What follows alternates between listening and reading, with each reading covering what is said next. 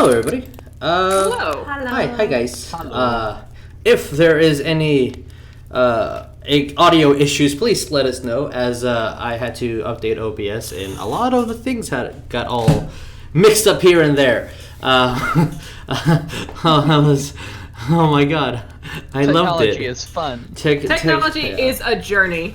It is. It's a journey. But hi, guys. Welcome to Divide and Conquer's ReRoll podcast, where we discuss the past couple of weeks of D&D and RPG that we've been doing, and try to ask them good philosophical questions. Except for today, we're not really asking too many questions. We're gonna talk about past stories. It's our story time where we just tell stories. Let's as per usual, let's introduce who we have in the chat. I am Jesus. I am the dungeon master for Sacred World and for Hogwarts Prep, and I play Fox in the Horde of the Dragon Queen game, and something else in the works. I'm not gonna say much about that, but later. And going from, as per usual, in our scream hole from top to bottom. At top we have our Angel Boy. Hello, my name is Colton. I play Ariel, the Angel Paladin. Yeah. And then further down we have two peoples in one chat. In one whole chat. Hi. West is such a big boy that you can fit two whole people in Barbarian. Anyway, Or three of his chests. this boy in a book. This Barbarian can fit so many demons. Oh my god! I don't know about that. But Hi, guys. look at Malchus. Hey, what's up? This is Vic, and I play West, the human barbarian warlock in Sacred World, and I'm the DM for the Horde of the Dragon Queen campaign. And next to me is the dog noisily. So loud. Dog, do you have to drink your water so loud? Oh my goodness. Hi guys, there's also a dog in chat. His name is Hi, Champ. doggo. Hey, Tell him Champ. he's a good boy. Champ, you're Alright. the best of boys. Hey guys, I'm Tabitha. I play Cole, cleric in Sacred World, and I also play Janva, the Drow cleric in Horde of the Dragon Queen. Neat. Yes. So many clerics. You really like clerics, I think. But it's two different types. Can I ask you a question? How do you feel about clerics? I love them. No. Knowing not to play a cleric when Tabitha's in the table. Got it. And last but not least, Dickie.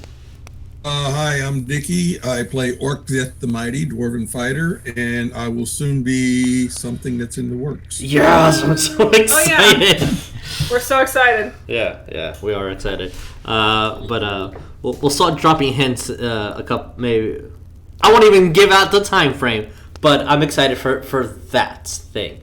So, as like we said before, the topic for today is going to be story time. But before we get to story time, since we have the full cast of those that were affected in I'm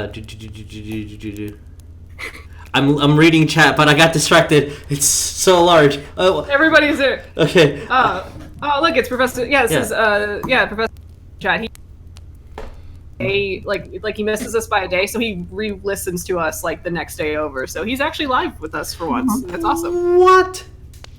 We should get him a new pair of socks. Give him a new pair of socks. Give him a new pair of socks. So,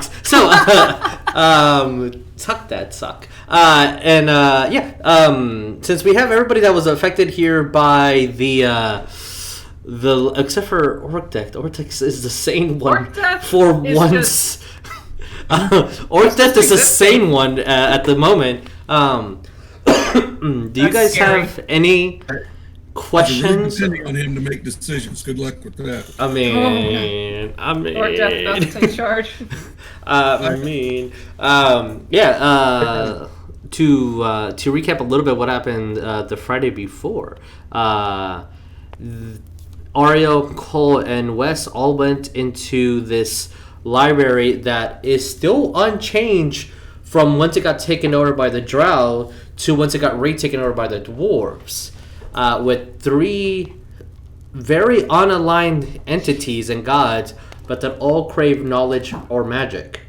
And at the end of it, Ariel came out with, not going to give super specifics, but Ariel did come out with some memory wipes. Wes is unable to speak in anything that's comprehensible, and Cole is in a fetal position. He's a paranoid baby. He is very paranoid baby. The only effect that Orc had from this library is his axe would not move into the library. But I mean, that was a very brief but important detail. So do you guys have any questions about that specific kind of oh my god topic?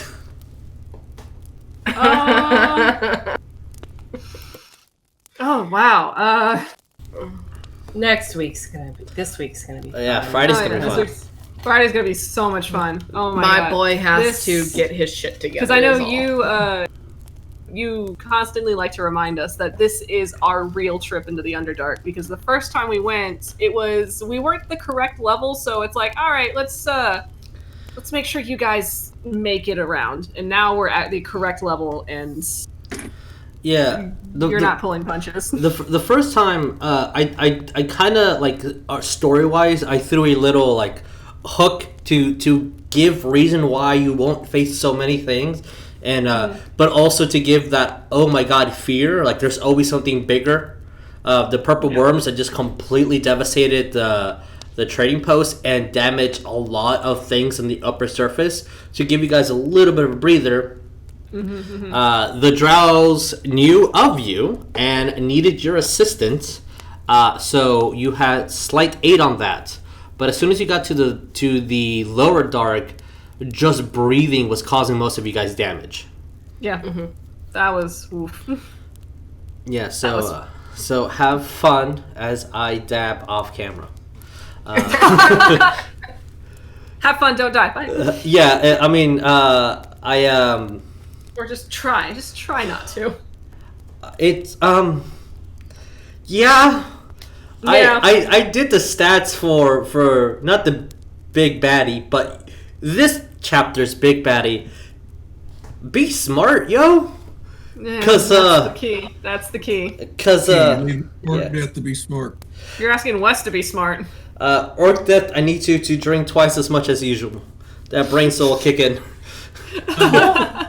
I mean, Cole's gonna be smart about it. I mean, he's a knowledge cleric. It would say he's smart, but I'm not saying Cole isn't smart.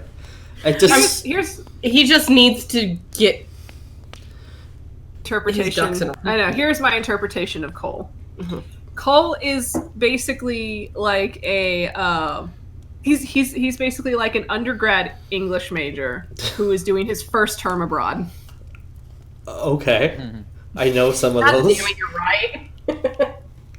You're right. And he does not know what the fuck is going on. We'll tell you this, Orc Death does have a plan. Okay. Oh no. Oh good. Oh good, I'm glad. West has a plan, but I don't think it's gonna translate. What are y'all's plans? I said I would tell you, but I don't think it's going to translate. I already sent you a message on that. I know. Remember? The lack of Colton's joke. response means you got the joke. I got the joke. Sorry. Basically about what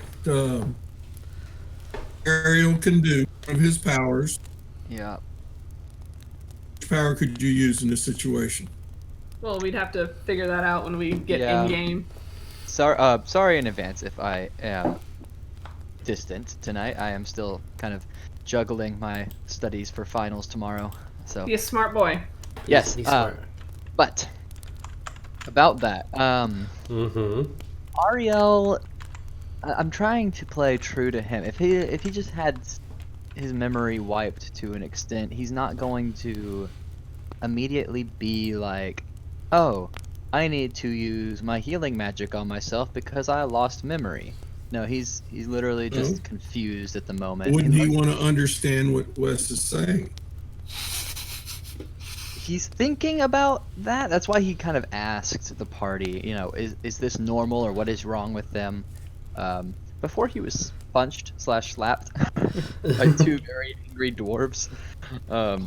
Hey, you remember their names though. I love Yeah. that interaction. Wow, you guys are very rude. It was just like the most Ariel thing you could like. I'm like, Ow! I am introduced to violence and I'm calmly talking to you. Ow!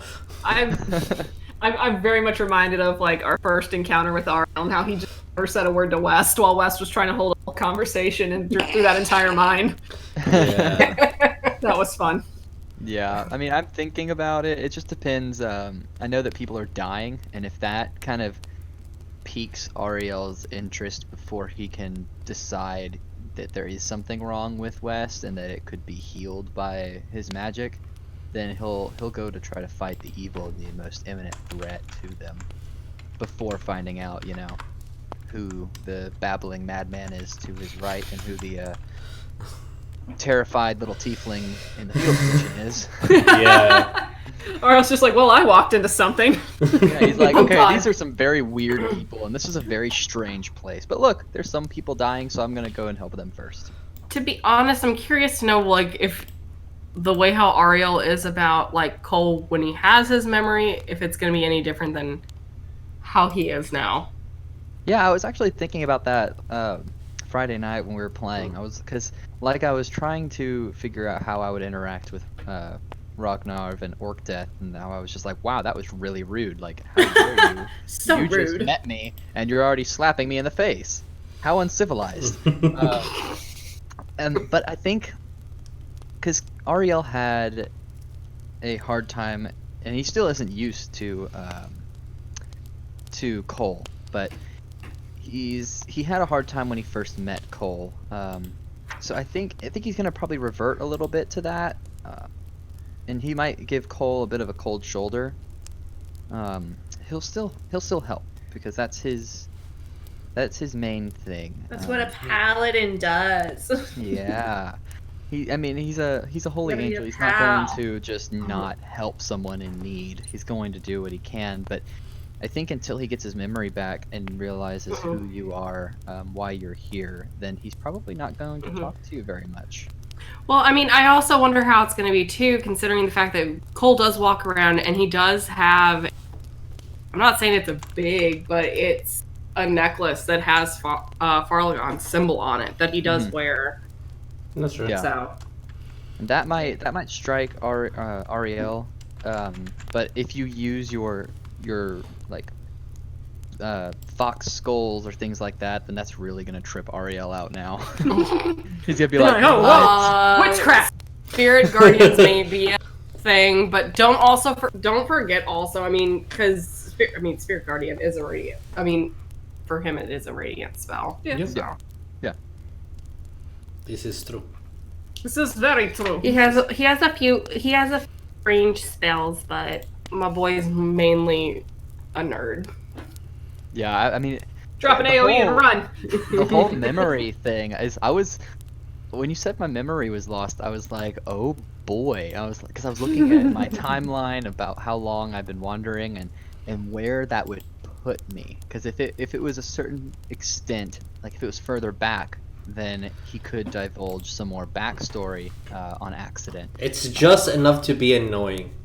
Yeah, but that's the thing. Just enough to be Right. annoying because there's nothing really new at that point. I was looking at the map too, tracing back. Okay, when 61 so years ago, where would Ariel be in the world at this point? So I'm trying to pin that down, and he might ask y'all next week.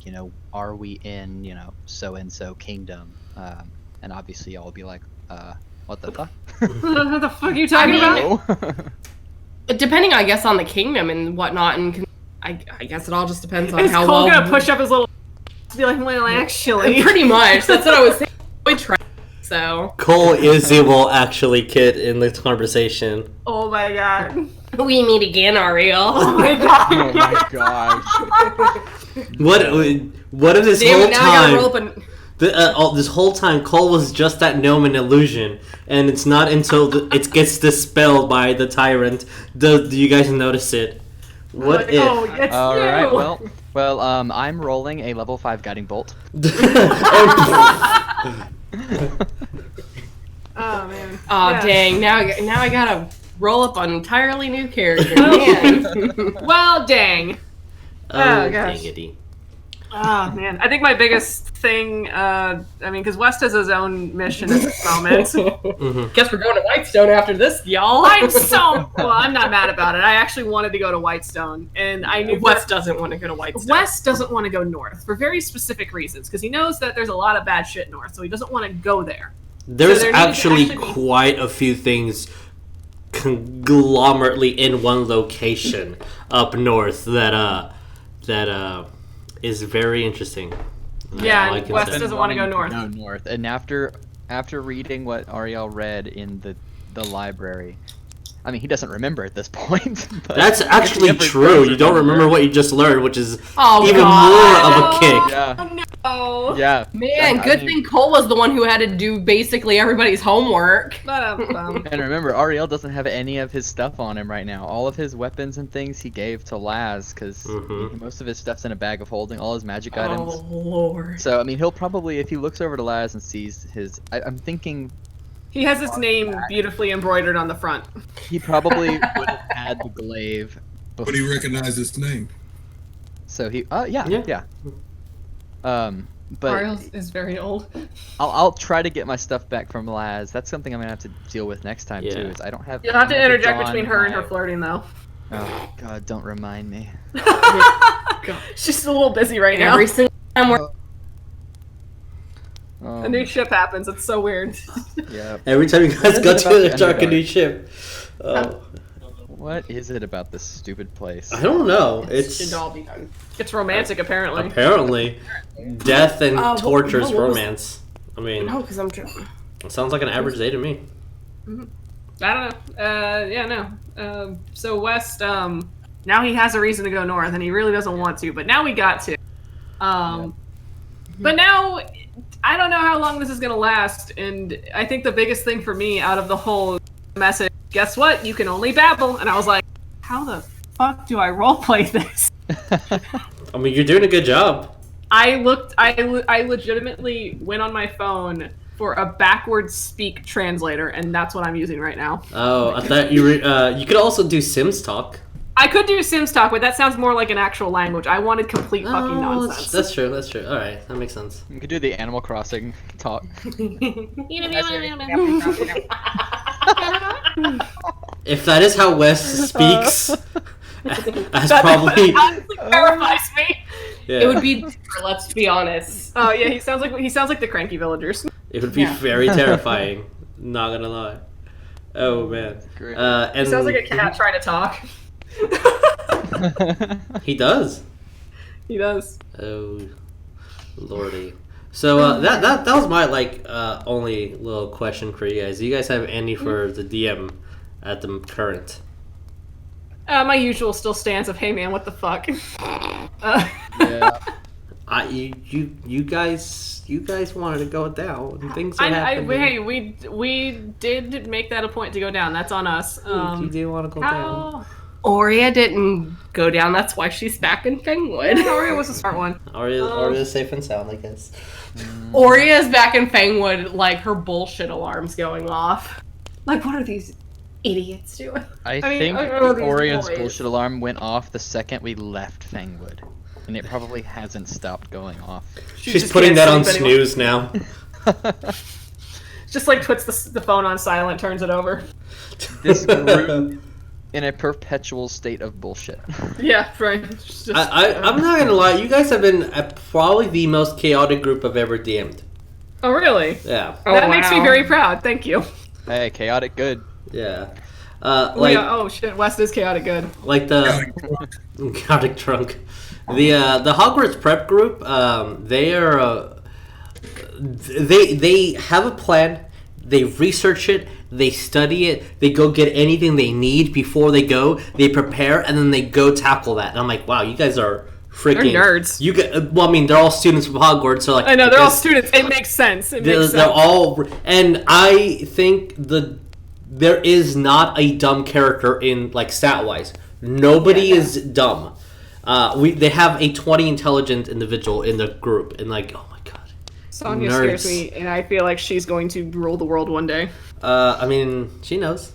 She knows. She knows what's gonna happen. She does.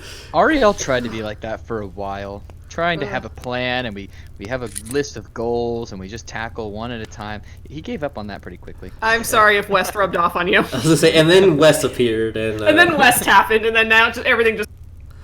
Yeah, he took his to-do list and pretty much just ripped it up and threw it I away. think West ate the to-do list. Let's be real. or That it was would not burned surprise with the me. tavern. It was burnt with the tavern.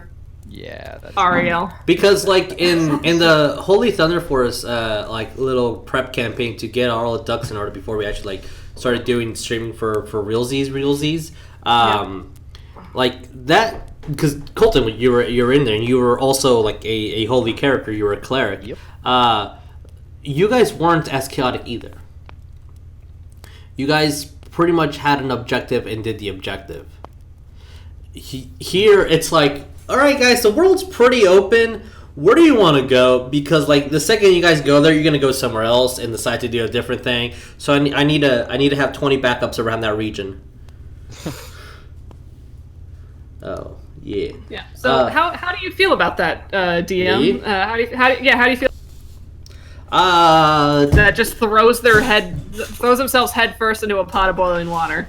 I mean, so like I had, that's the keyword, had a style of writing my games, and that style has been thrown out the window.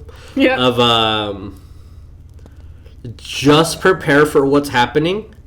Yeah. And then I have to ask you guys, what do you think you're going to do? So, especially for Roll20, to have that map preset, just in case you guys decide to go there, let me flip it. Like, there's 3 maps that, like, if the audience is looking up, like, it's labeled underneath, they can see there's 3 maps that, like, could eventually be a thing that you guys do that has never even been touched. Because I'm like, oh, you said you wanted to do that? Okay, well, let me research that. Here's the stats. Okay, cool. There you go. And there's a nice little map just waiting right there. never It's to be basically touched. like you're planning for like 3 different games at once because you don't know what's gonna happen. Yeah, I'm like, either Ariel's going to just fly into the fray, or if this going to be like, nope, I'm going to box this guy. Wes is going to be like, but I need that information. And Cole's just in the background being like, yes, knowledge. Knowledge. I think what With his you're little saying- gremlin smile. You're saying, Jesus, is basically DMing 101, in case anybody's listening is thinking about being a DM or want to know. You have to be prepared for more than one situation. Yeah, yeah. Yeah. The players are that's- going to go. You got to have something to have fall back on, because if you're not ready, it's going to kill the game. It will. So when specifically for streaming, 100%. Like, if you're gonna be a dungeon master with a chaotic group as you guys, that's not that the DM didn't already say this is the path. We're in a module. This is what we're going. These are our goals. Like Horde of the Dragon Queen, we know what the goal is, to stop Tiamat from rising.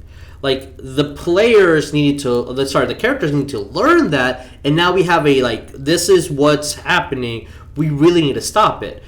With the homebrew and, like, completely open world like you guys are in, the Dungeon Master needs to be ahead of the group. And it's not a bad idea to have preset encounters. If they go to this place, I have this little idea, like, I have a hook. And then naturally just go with the hook and then write all those details while you're playing the game. So, like, okay, these are the hooks, we did this beat, so now they piss off this guard. Well, all right, the game's over, guys. You have an entire week. Who is that guard working for? Is that guard important? Does that guard have, like, other bro guards that are gonna, like, go I don't know, Sabbath? Yeah, bro guards. Bro guards. Some bro cards, you know, the CR challenge rating, CR5 bro, like, are gonna, like, sabotage Challenge the group rating, or bro. frame the group, like, and there's also the Dungeon Master guide, that if you guys go to a situation and you really are like, I have nothing planned for this, random encounter, guys, roll me percentiles. Brrr, Yep. That's what we're doing. All right, we're doing that. It's funny 'cause, Yep, on my other stream game, we were talking about something similar to that is the DM and how the party can be super chaotic and deviate in ways you could never even imagine. And they were playing another game, another campaign, and it was more like a one-shot type deal. And our friend had his DM notes, and he had it all kind of like by the time it was taking, like through the night. And at one point, from one little event, in between other events, he just wrote in all caps, "Prepare for bullshit." Oh my god. Literally. I the love that. second the party got to that point, Yep. that's what happened. They just completely derailed it at that exact He knows you He guys. wrote, He "Prepare knows. for bullshit." Yeah. Prepare for bullshit. Oh my knows. god, I love it. Okay. I'm sorry, because I had to keep getting that because contact issue. Oh. Jesus, you should have been prepared for bullshit with our group the second the whole incident with the hill giant happened. You know, I like think that was the first time he realized, wait a minute. so there are times in D&D where it's a game where you have to where like it wouldn't be Dungeons and Dragons. Again, other systems be other systems, but it wouldn't be Dungeons and Dragons if you can't kill a hill giant by throwing a bag of devouring over its head. You can't just take out 5 possessions from this one ghost, or you can't start a brawl fight and then meet a person that you're going to encounter in the next campaign because I liked how I build them at a random so much. Like you guys, Dungeons and Dragons has shenanigans, and if you let something as simple as realism and physics get in the way of these shenanigans, like the DM should feel the beat and should be like, all right, suspension of belief is down, proceed, roll me dice, let's see what happens. Like that. Those are the memories you're gonna live with. Those are. Yeah, for sure. It's funny you mentioned it because last night during the question and answer, same thing came up, and basically I just told them that basically you gotta understand when you play an RPG, no matter what the genre is, storytelling, telling the story you're on. If you have to do story explaining, now if you're getting into the physics, if you're getting into the science, if you're getting into where you have to explain it, now you're killing the story. We're killing everything inside that, in the adventure.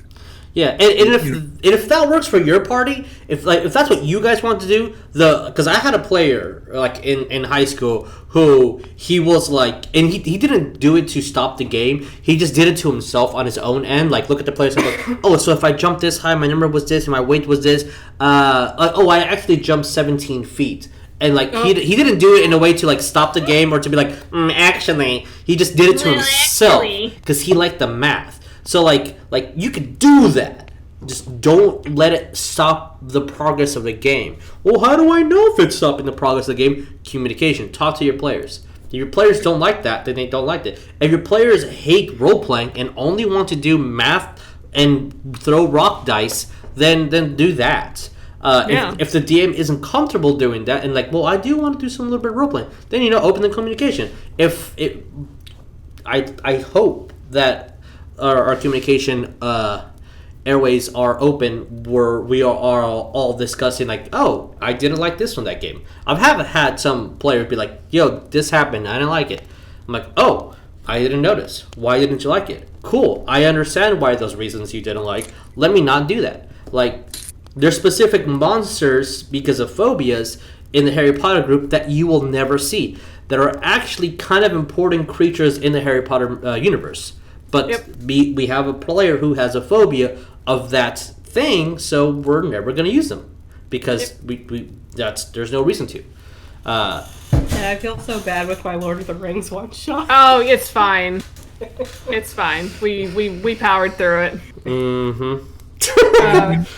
Every player tells me I don't like that. I just, hey, that's life. Tough with it. I mean, it happens. I mean, like, that's people have style. different comfort levels. Yeah, it's life, but then I guess in the sense of it's also a game, so you gotta gauge people's comfort levels sometimes. Yeah. It really, again, like Dickie said, his style is, this is my world. These are the things that are going to happen. Yeah. If you don't like it, tough. Yeah. Because I'm the god. Yeah. God.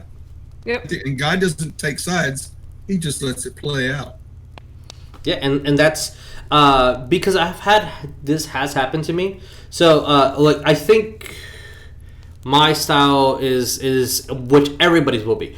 Vic's DM style is different from mine. My style is different from Dickie's. Tabitha, when you DM'd, it was completely different from all three of us, and we're all learning from each other and picking and choosing the little elements that we like because we're all different people, so we're gonna DM differently. If it is getting to a situation where like, and I've had to tell some of my friends like before any of the studio stuff happened, like, I like our friendship more than this game. I will step down from the game, or I will be a player versus a DM if this is what's happening. Because and that's why I feel strongly, just like Dickie just said, this is how I'm going to play the game. This is how I'm going to DM the game. And like I've told you guys, there are consequences for what's happening. My world is very organically. I have some things written for the villains, and it will happen at this point. And if none of you guys are there, guess what? That town got overtaken. Yep. And way I tell kids or tell the people that are playing, we're the prisoners to the dice. Dice is going to what's going on. Yeah. Yeah, I like that. Sometimes dice tell the better story. Exactly. Yeah, they do. Oh, Case in point.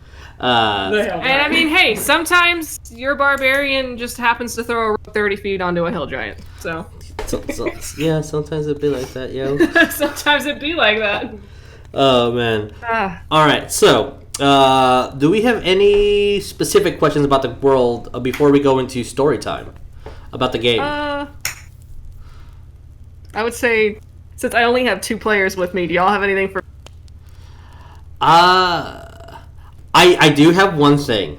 What's up, bro? So Fox does. We did talk about this, which is kind of vague for anyone listening because it's supposed to be. Fox does have a very misplaced fantasy. Oh yeah. So that in of itself is not the reason why he's going into the castle. Is specifically because he had a talk with someone of higher power, and I need to make sure that Grayson is the key, and if Grayson's the key, I need to make sure his son's okay. Okay. So, just before it gets like, oh, Fox just wanted to blah, it's like, no, he's going there because if Grayson's the key, I need to make sure Grayson's okay. Thus, I need to make sure the baby's okay. Baby gotta be okay. Baby gotta be okay for Grayson to be okay. And from Fox's perspective, is like, these kids, they're doing dumb things because obviously getting eaten by a gigantic toad demon is a bad thing. Like, God, don't do that. Don't let yourself get eaten by a toad. I'll have words with you, child. It's one of those like, all right, well, now I have to put myself in a position again for these kids, and that's Fox's curse. Well, it's because I talked to because I asked Lynn on this whole situation that's happening, and essentially what I was told was like, I mean, obviously Grayson is worried sick about his own son. Yeah. But he's also he just recently got all of his memories back. So that was like just like an overload of like 20 years that were gone. Like that were gone and now they're back. And so he's worried sick about his son, but at the same time, his mentality is, okay, you now have the opportunity to prove yourself. So now's your chance to prove that you want to be the knight that you claim to be. So okay. It's kind of a Grayson is very much wanting to intervene in this scenario, but at the same time he's seeing this as a moment of this where I need to push the baby from the nest. With a giant black dragon being the test. You got this, kid. with being in a location that has Yeah. bullywogs and other things that are not bullywogs. Yeah. That some of the nicest Well- slayers. Well, just nice. What now? I'm just That's a weird word. it's an odd thing. It's a very odd word to pick. It's a very but I like that word. specific one. It's a very specific thing. Very specific thing. It's almost like- I don't know. I don't know. We'll just have to see how that Fox plays out. doesn't know anything. It's Yeah. John, but how are you feeling? Stress. What up, aberrations? I mean, what? Stress. Stressed? Just stressed? Stress. Just stressed. Oh God, realizing that we're literally well, I mean, Well, what she knows, it's finally like some things are connecting and it's like, oh, this is the place. So how are your stress levels in this campaign compared to the last time you played this one? They're higher than the last game. I'm glad. Oh my god. Because the thing is that, yes, I played this module before. Mhm. But, and I hate the fact that it's like, I do, because again, there's only so much that you can change from. But you're doing good with, I don't know. I will what say, I can will sit here change and from say, a module? like, there's a lot that you can do, but There is so much I can do. I can just completely strip the meat from this module and keep the bones. I mean, yeah. which is what you've been doing. Yeah. No. It's just, God damn it, this She place.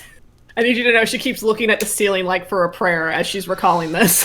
Are you praying to No, Bahamut? okay, so I will put it this way because Yes. I know Vic's not Vic's. I would think Vic won't do this, but What? because when I first played this module, Mhm. I had a specific character. My character from the previous module was very tied to dragons. Yeah. Which is a good backstory to have in this module. Exactly. Yeah. Knowing really much of how deep into I played it because I was like, hey, sorcerers sound like a neat class. What are the two subclasses of sorcerer I can pick? Draconic and Wild magic. Wild magic. I know you picked Draconic because you saw at level 14 you get wings, and you're That's, like, that's I won't lie. bitchin'. That was I want well, wings. cool. I can get dragon wings. I want my wingies. Give me So- my wings. Yeah, Yes. oh god, no. And then it's like, okay, here you go. Here's a young dragon for you to fight. I mean, that was the thing. And I was like, oh god, looks at my level. Oh, we're gonna die. Mind you, that was the campaign where I had to complete up the challenge ratings specifically to balance a character. Kept playing with a broken character. So, Well, my bad. yeah. But now we're completely balanced, and I get to play around with it. Yeah. Yeah, we'll see. Yeah, that's where I'm also sitting here just going, oh my god, just... So that's why you're going to walk into the castle and you're going to fight 2 black dragons at once. Oh, now there's 2 of them. Excuse me, 4. Oh, okay, good. I was gonna say. Just getting out of hand. We have 2 clerics, so there's 2 black dragons for each cleric. Yeah, there's 2 clerics. I have to balance. I was gonna say, like, what about the clerics, yo? Yeah, so for every cleric, you have to throw at least 10 black dragons. So Yeah, that's the only reasonable thing. And one's a war cleric, so you know. And the more thing is, black I can dragons. sit here and be like, okay, Java should be beefy. She really should, but her con is so bad. I mean, hey, Like, literally dice, one hit had her Yeah, really yeah. bloodied from those freaking hey, spiders. the Yeah. dice tell the I know, story. this, again, yes, The dice tell do tell the The story. dice do really tell a story. So I'm like, Java's really gonna have to save the spells. It's so however you bad. guys decide to do it. Like that's, I'm not going to tell you guys how to play your characters. Yeah. Yeah. Yep. If you guys want to, like, you know, just completely like charge in head first, feel free.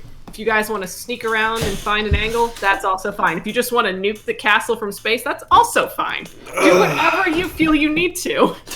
All right, get the start of the Does story. Grayson know fireball? All right, let's catapult 8 whole panthers across the walls. Yes. Please, let's do that. Oh, man. Right. Hey, we're doing better than like in the previous module where one of our players kept constantly banning Vic to the bathroom so we could strategize. That was very uncool. You had players that banished you? That was our bard who did that. Oh, God. And I was very susceptible to peer pressure at the time, so... God, your friends sucked. Is it the obnoxious one? He was a wizard. He was a wizard. Yeah, he was. No, it was...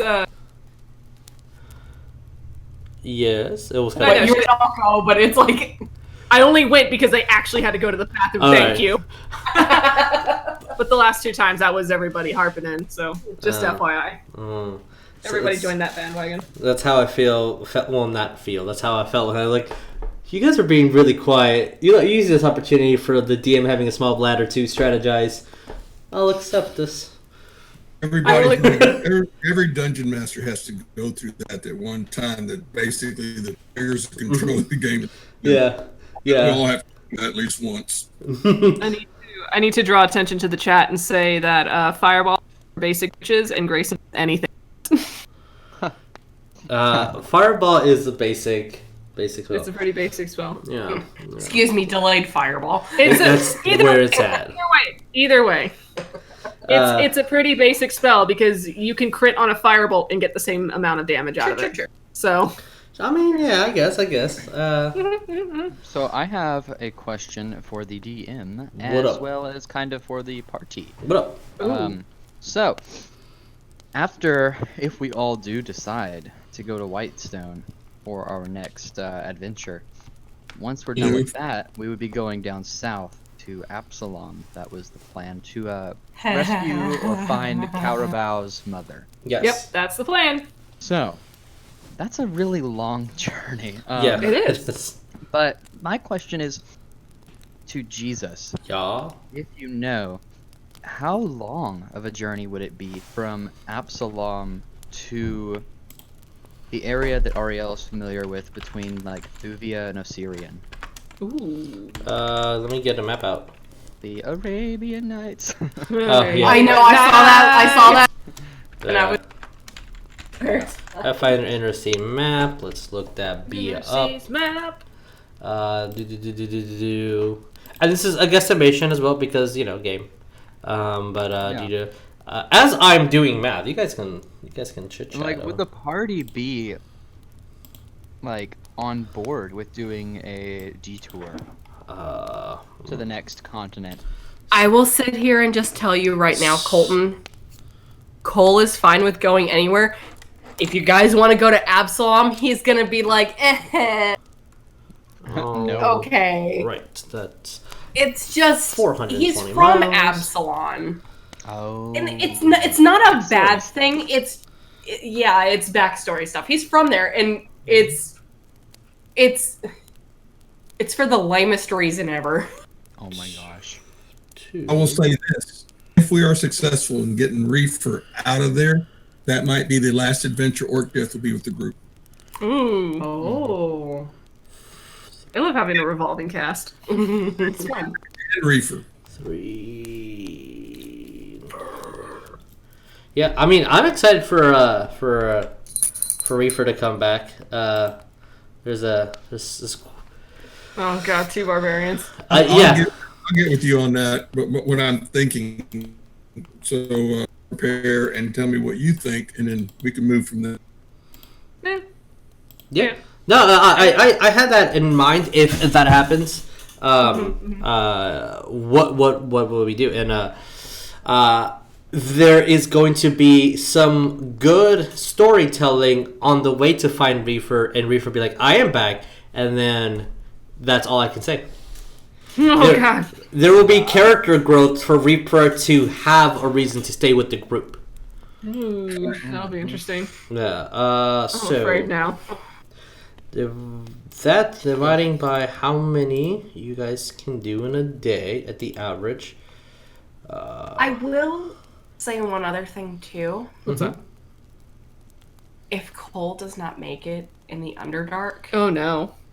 y'all are not gonna want This my next- backup. Oh no. What's your back? You guys and your backups. I swear to Lord. I actually do have a backup for West, and the off chance that to him. Like, you know, it's like there's like a margin of error for West, but it's like at the same time I'm like just in case he really screws up. I have a backup for Like Ariel, in case but I he don't use it. tremendously screws up, so I have a backup. I don't want to say it's in the same way that, because I mean, from what we understand, for Jeremiah, his character now is Ragnar, who does have connection to Cowerbow. Mm-hmm. Dickie's is Orc Death, who has connection to Reaper? Reaper. My backup is a wizard class Ew. who has connection to Cole. Oh, Wait, is Cole's mother? Is that? Were you memeing Yes. or is that a thing? All right. His mother is a wizard. She runs a Ah. library. ooh. All right. That'll be awkward. That's where, I mean, when I say, That would be so awkward. I'm so sorry. where's my baby? You That's why Ariel I would, say you guys don't Ariel want would this let West backup. handle that one. Oh god. Yeesh. You don't want that. West would just start crying immediately. No, about He'd be so what I stressed. will say is, like, depending where we travel, because there's the two continents. We have the one that we're on now, down into the inner sea, and then the one below it. Depending where the group travels, there is a lot of backstory for Ariel on both continents. Things that have not been. I'm so excited for Ariel I know. lore. I'm excited, but I'm like writing out all the fuck backstory and if like contingent on if we visit this specific town or things like that. Yeah. I've had 230 years to wander around, so there's a lot of stuff that Yeah. Ariel's done or seen or been through. I expected it to be a lot longer than what it is, but no, it's Yeah. it's about 4 months of travel, to be honest. Oh, is that with West's thing? Yeah, that's what Wes speeding Okay. up the trip.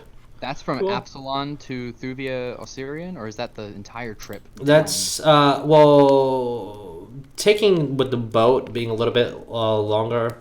It'd be anywhere between 4 to 4.5 months from Whitestone to Absalom. More sailing? Wow, that's, If- that is a big. Well, yeah. West you're gets gonna to sail more? you're gonna have to part of it because there is literally an ocean that you have to go through to get to Absalom. Yep, Absalom.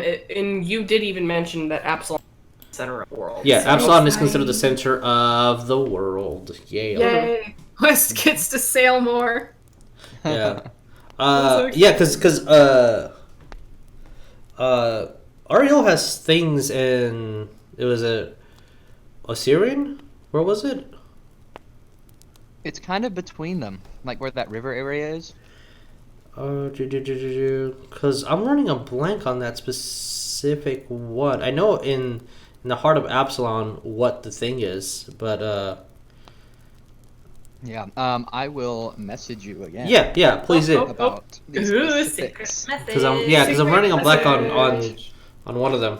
Unless I just in my head put two things in one location, then that could have been it. Why I'm like I'm running a blank. But yeah, I mean, and if you guys from there go just maybe a couple of months of trip into the to the jungle nearby, you could encounter the big baddie from the first campaign. No. Heyo. No. Let's do it. Please, God, no. I sent you a message on Messenger, by the way. Okay, gracias. I'll look at that in a second. Cool. All right. So, Coming up. hopefully that answered your question, Colton, because I did spend a little bit too long doing math. Trip. Yeah. It is a long, long trip. Yeah. It's because it's a normal travel, halved plus but you guys are gonna do through mountains and all this stuff. I'm guessing about 4 months total. But yeah.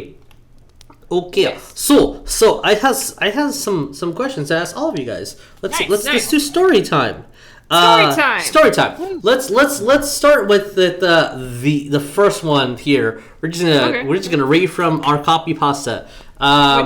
Which hey Jesus, would you say for any questions people currently in podcasts that chat is free to answer?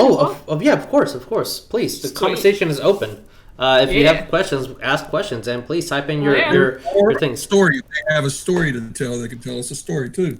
Yeah, tell us a story. Yes, please, and we'll read it and put all your information in online. Everybody can find. The first one, which is these are all very very broad for the reason of it could be relatable to anything, and whatever medium that you choose to indulge us in, that you have experience in, as long as it's storytelling, whatever medium that was. What is a time where something extremely unexpected happened? I open the floor. Oh, You guys were there for that. What's up? You guys were there for that when that happened. Which part? There's a lot of things that Reefer has done, and I'm like, excuse me? I know, right? And Reefer rolled 3 20s in a row. God, that insta-kill was gorgeous. Yeah, that was a great insta-kill. Reaper's insta-kill. The 3 20s in a row, that was, ooh. Mwah. Oh my god. I think story-wise, for me, the one thing that was completely unexpected was, I guess, my first time and Wes's first time understanding that this MacGuffin that we're carrying around is a serious thing. Yeah. And we decided, hey, we're just gonna chill in the tavern room and let's identify this thing. And so Carval decided to identify the thing, and then it just fucking exploded. Yeah, there's a very good reason why that happened. That we still haven't discovered yet, because you looked at it and you're like, nope, not gonna do that ever again. Like, all right, well, it's still there. West is just like, if I don't look at it, it's not. Hey, that's also a thing that I'd like to bring up. How's Ariel gonna feel? He doesn't. I left it at that because I don't want to say anything. But yeah, yeah, it's a thing that's a big thing. Here's another interesting thing, and this is just being a knowledge cleric. What's up, Cole? Cole has this interesting little spell called Legend Lore. Oh shit! Legend Lore is really good. That's a really good spell. That's good stuff. Yeah. So us for me the most I guess the unexpected oh shit moment was when we decided to crack open that book and see what it's about, and the book cracked us open instead. Yeah. Yeah. Yep, that was a shock. That was a well, we now learned from that. That freaking cliffhanger.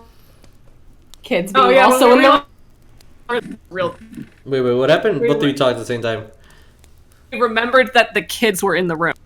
Yeah. Yeah, we're like, oh. At the same time, it's not. I mean, just so you know, it's not like that's a usual thing that happens.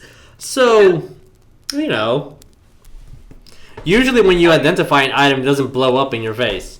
Exactly. So that was a very new thing. Yeah, I actually, I was very I was before Dickie and Colton came on. I was like, wow, you guys kind of left the library really fast. You didn't ask some of the questions I thought you were going to ask.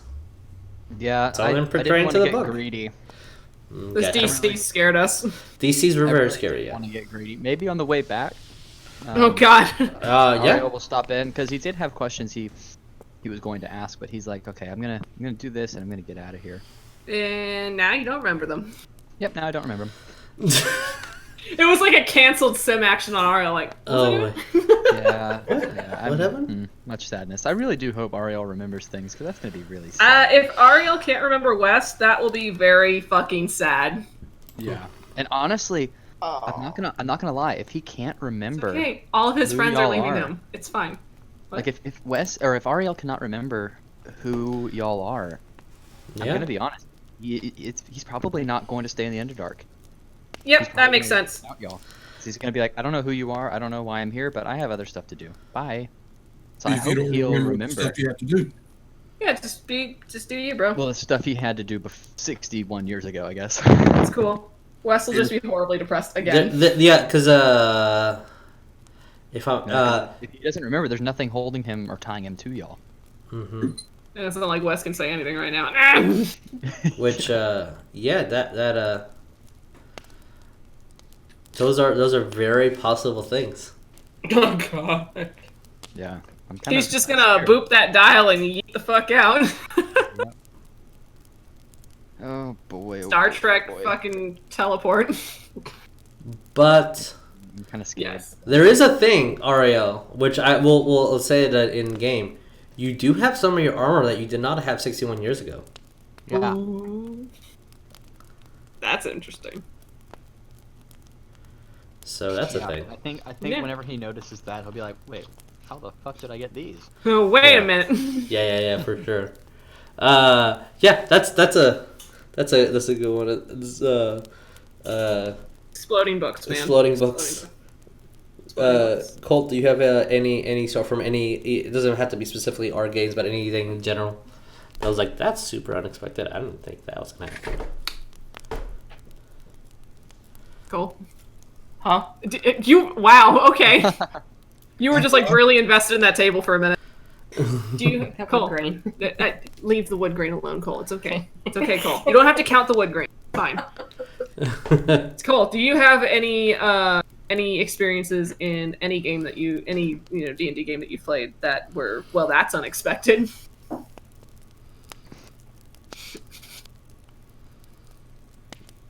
The As- only times I can really sit here and say like the unexpected, oh my god. Okay. No, like just overall like unexpected or oh shit moments or something like that. Let me think. Wes dying was a big one for me. Oh yeah, Mm. that was Wes dying was a very big one. that was a whoopsie doopsie moment for me. Oh my god. That Messed you up. That messed me up. Aurea getting the when we first got to Corvassa and we encountered that young blue dragon and Aurea followed it and clocked it right and hit it At the exact HP. at the exact HP with that guiding bolt. Do you remember exactly how much HP it was? 18. Of course. I was very proud of that moment. I would be very proud of that too. Just hitting exactly what you need. She did it with the blue dragon. Yeah. That was like a oh my god moment. Hello. Hey. The other moment was doing it again later on when we were fighting the Coven. Oh yeah. And she did it to the green hag. Of course, out of all the hags, it was the one The one that pissed you off. that the pissed her off the most. I most. love it. That was like some delicious karma. Mm-hmm. Those were like the biggest oh shit ones from Sacred World. Yeah. I'm sorry if I don't have many oh shit moments for you yet in Horde. I mean, it doesn't necessarily have to be the games that we're If playing I, here. no, but if I want to, in general, like other games that you guys have had in the past or whatever. Yeah. if I want to go by my oh shit moment from my first time playing Horde, I have two. What's up? Because my my sorceress was a dumb. She She was had a a 9. very, very big dum dum. She had a 9 intelligence. Yeah. Oh gosh. Dummy dumb. All of her spell power was in charisma. She was a baddie and a very determined one. Yeah, she had really low intelligence and really, really low strength. In my first run in Horde, she outright when it came to us going into the caves where the black dragon eggs were and stuff like that, she was the one who outright insisted on 1v1ing Landherd Ghost and Sea and Wrath. Oh yeah. Why? Yeah, that's right. You did 1v1 him. She did 1v1 him. That was fun. That was out of dumb luck. She survived it. I love how that's just not what happened in this time around. Everybody just everybody actually went on and everyone just together. went, you know what? Fuck all of you guys in particular. We're gonna fuck your shit up. And I loved that. We're ride or die. We're ride or die, bitches. Ride or We're die. doing it all as a team. Yeah, it was that, and then it was a place that if we visit it in the future, I don't know. It was a moment where she basically had her little, I'm done. This is what I'm doing now. Literally went right up to the ancient red dragon that basically Gave her power and went, Yeah. fuck you. Fuck you, Dad. Basically. That was fun. You challenged an ancient red dragon. Yes, she did. Yes, she did. Again, very, very low intelligence. Oh, I think he just thought it was cute. I'm okay. very much so. I'm assuming he was supposed to know. Yeah, that's definitely, that makes sense. I'm like, oh, okay.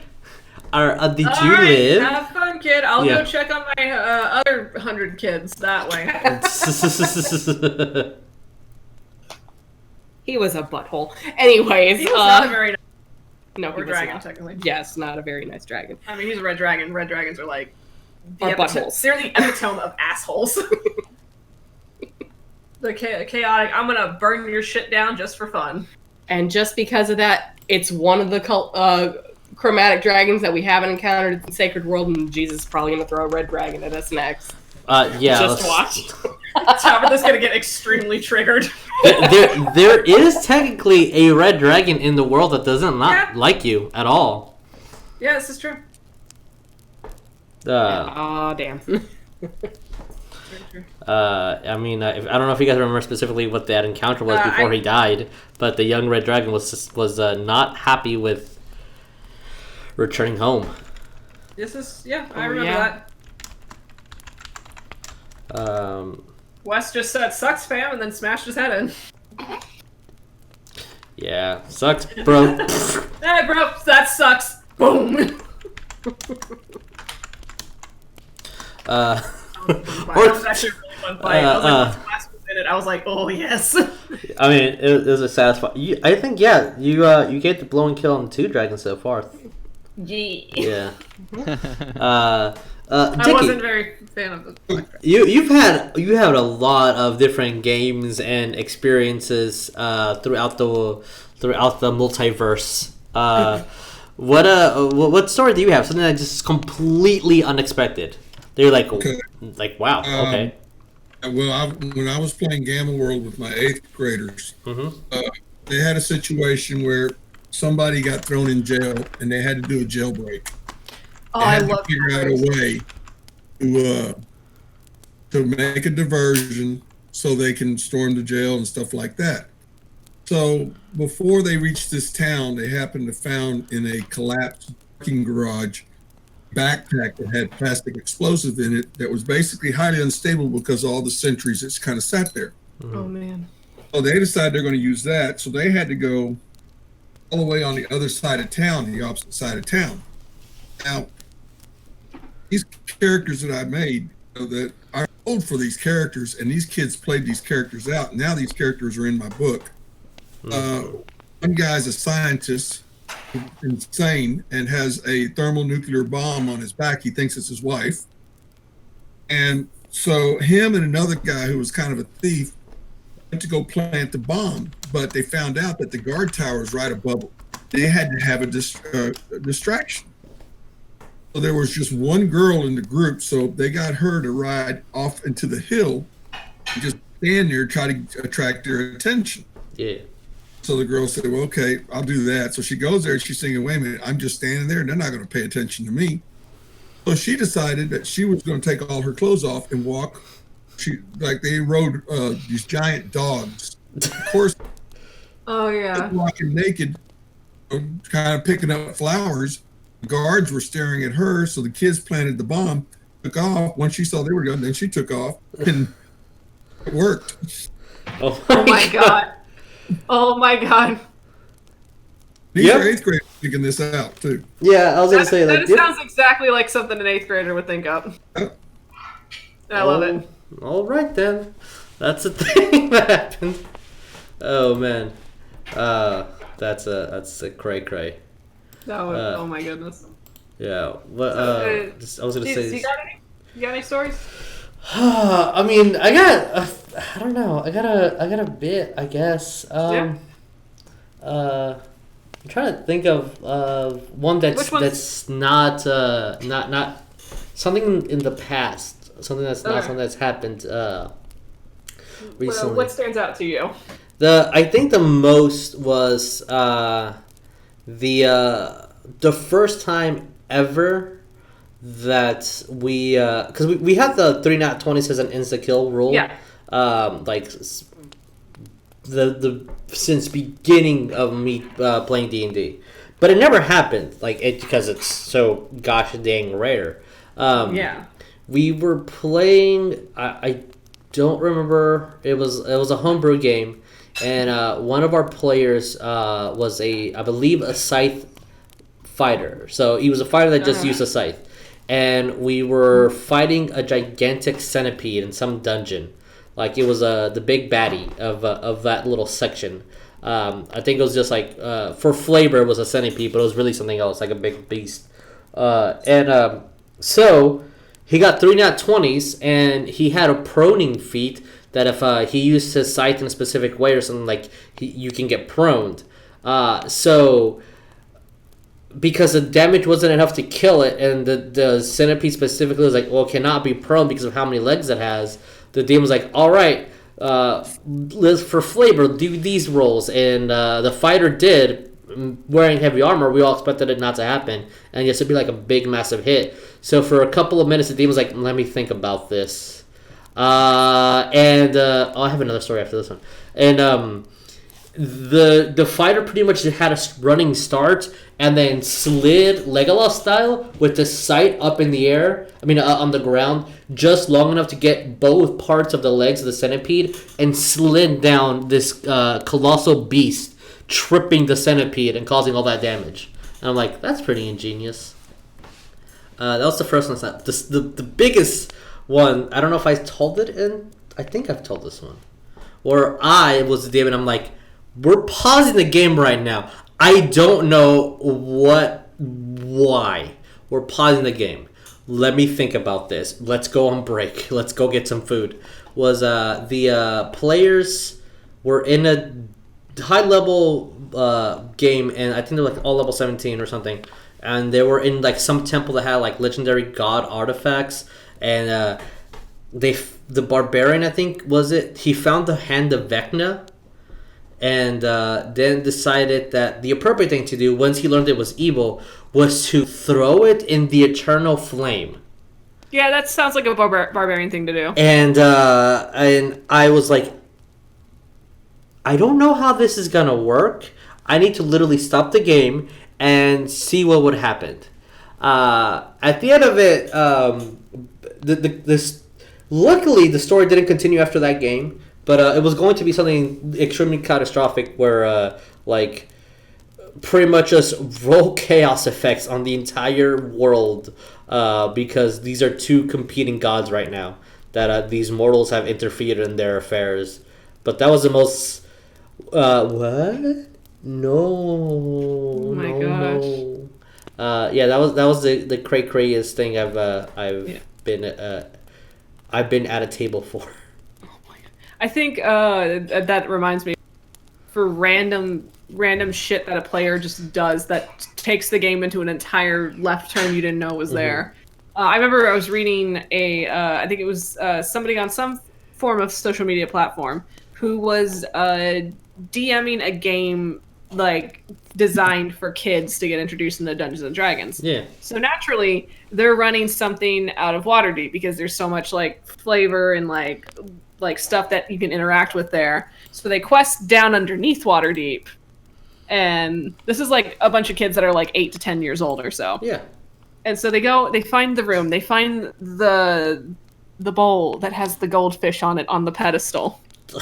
And it's like, wait for it. No. Okay. Wait for it. Okay. And so they find it. The DM's describing the room and what's happening. And it's like, all right. And then you see this goldfish sitting on a pedestal. And, there's like all these crazy artifacts around you in this room. And then the one kid who's playing the barbarian, I'd like to eat the goldfish. Man, barbarians, I swear, barbarians sometimes take more dramatic stages than the bards do. Just because you have the option of like, I'm gonna do something dumb right now. It's like that brain cell just twitches, and you're like, I gotta do something stupid in this very second. Yeah. That's such a bad decision. It's like, I don't know what's gonna happen, but it's gonna be bad. It's gonna be so bad, and I'm going to suffer these consequences. We're gonna do it anyway, because fuck it. Oh, man. Roll initiative. Roll initiative, guys. Oh, God. That's good. That's good. Has an angel boy told his story? I have not. Yeah, tell us the story. Tell us a story, angel boy. All right. So, oh man, there's so many stories. So many. I've already told y'all the one about me jumping off a cliff with a lich, so I think I'll choose a different one this time. Okay. This one was it was the first real D&D campaign I played, and it was about a 4.5 year campaign. I joined about a third the way through, so I played for about 3 years. And oh my gosh, it was a weird character setup for me, to be honest, for my first ever D&D character. My first ever serious D&D character. I was a drow paladin of Cord. Okay. And that was a concept in and of itself, but we were in charge of a guild called the Black Lotus Guild, and throughout the years we came to discover that Grumsh was launching an all-out assault on the material plane, and we were tasked to stop it. At this point, when we found out that it was actually happening, we were all pretty high level. I'm talking like 18, 19. And by then we had been established as like the guardians of the realm, and we eventually find our way to the astral plane. And we had these like globes. I can't remember what they're called. You can communicate to whoever has the other globe, essentially. And we went to the astral plane to find a way to stop Grumsh and to kill some of his exarchs. And when we were there, we kept encountering roadblocks, and since time passes differently between the realms, what we had felt was maybe a week or two. By the time we got back, we kept trying to contact the city that had the other globe, and no one was answering. And by the time we got back, the DM was like, you get back, and all kingdoms in the realm have fallen to Grumsh. Damn. And his armies of Githyanki and their ships they're flying through the air, killing everyone who's left alive. The world's burning, essentially. We get into a huge fight with Grumsh, and we all get knocked unconscious. This was years ago. I can't remember the exact reasoning or spell behind it, but we're all knocked unconscious, and we come to with our armor taken off, sitting in a pile with our weapons. We're on our knees and our hands are bound behind our backs. And in the town square of the city that we were the guardians of, and amongst the statues of us, they had set up an execution platform. What? And one by one, we watched as our guild members, our NPCs that we'd played with for the last 3, 4, 5 years, were taken up and executed. And through a couple of really good rolls, we managed to break free. But by then, you know, most of us couldn't don our armor because it takes far too long per rules, and we're literally standing face to face with Grumsh and his army. So that was probably it happened to be the most difficult battle, and it went for this last battle. We had gotten together at our DM's house and played non-stop, no sleep, for 48 hours. Dang, to dude. finish this one battle. And we do it. We win, we kill Grumsh, and we leave. We're like, we're done with this. And when we got back to our place, our keep, essentially, one of our characters who had been our actual player characters had been mortally wounded, and we kept trying to save him, but he was like, no, my time's come. So he dies in front of us at the end. One of our other characters, he had a magic like chronometer on his armor that he used torn between times, essentially, and he used that to keep himself centered in this time frame. But he had used that in battle against Grumsh to save ourselves. And he, as our one player character dies on the table in front of us, then he starts fading out of existence, essentially. So we watch him disappear. So we lose half of our party right then at the end, and we're just like so torn up. Oof. And the DM ends it there. We're all like sobbing. We're like, no, like this can't be like how it ends. And then he says, and back at the scene of the battle, a small boy is walking along the bodies, kind of, you know, picking up any interesting little shinies he can find, and he walks over to what's left of Grumsh, essentially. Oh.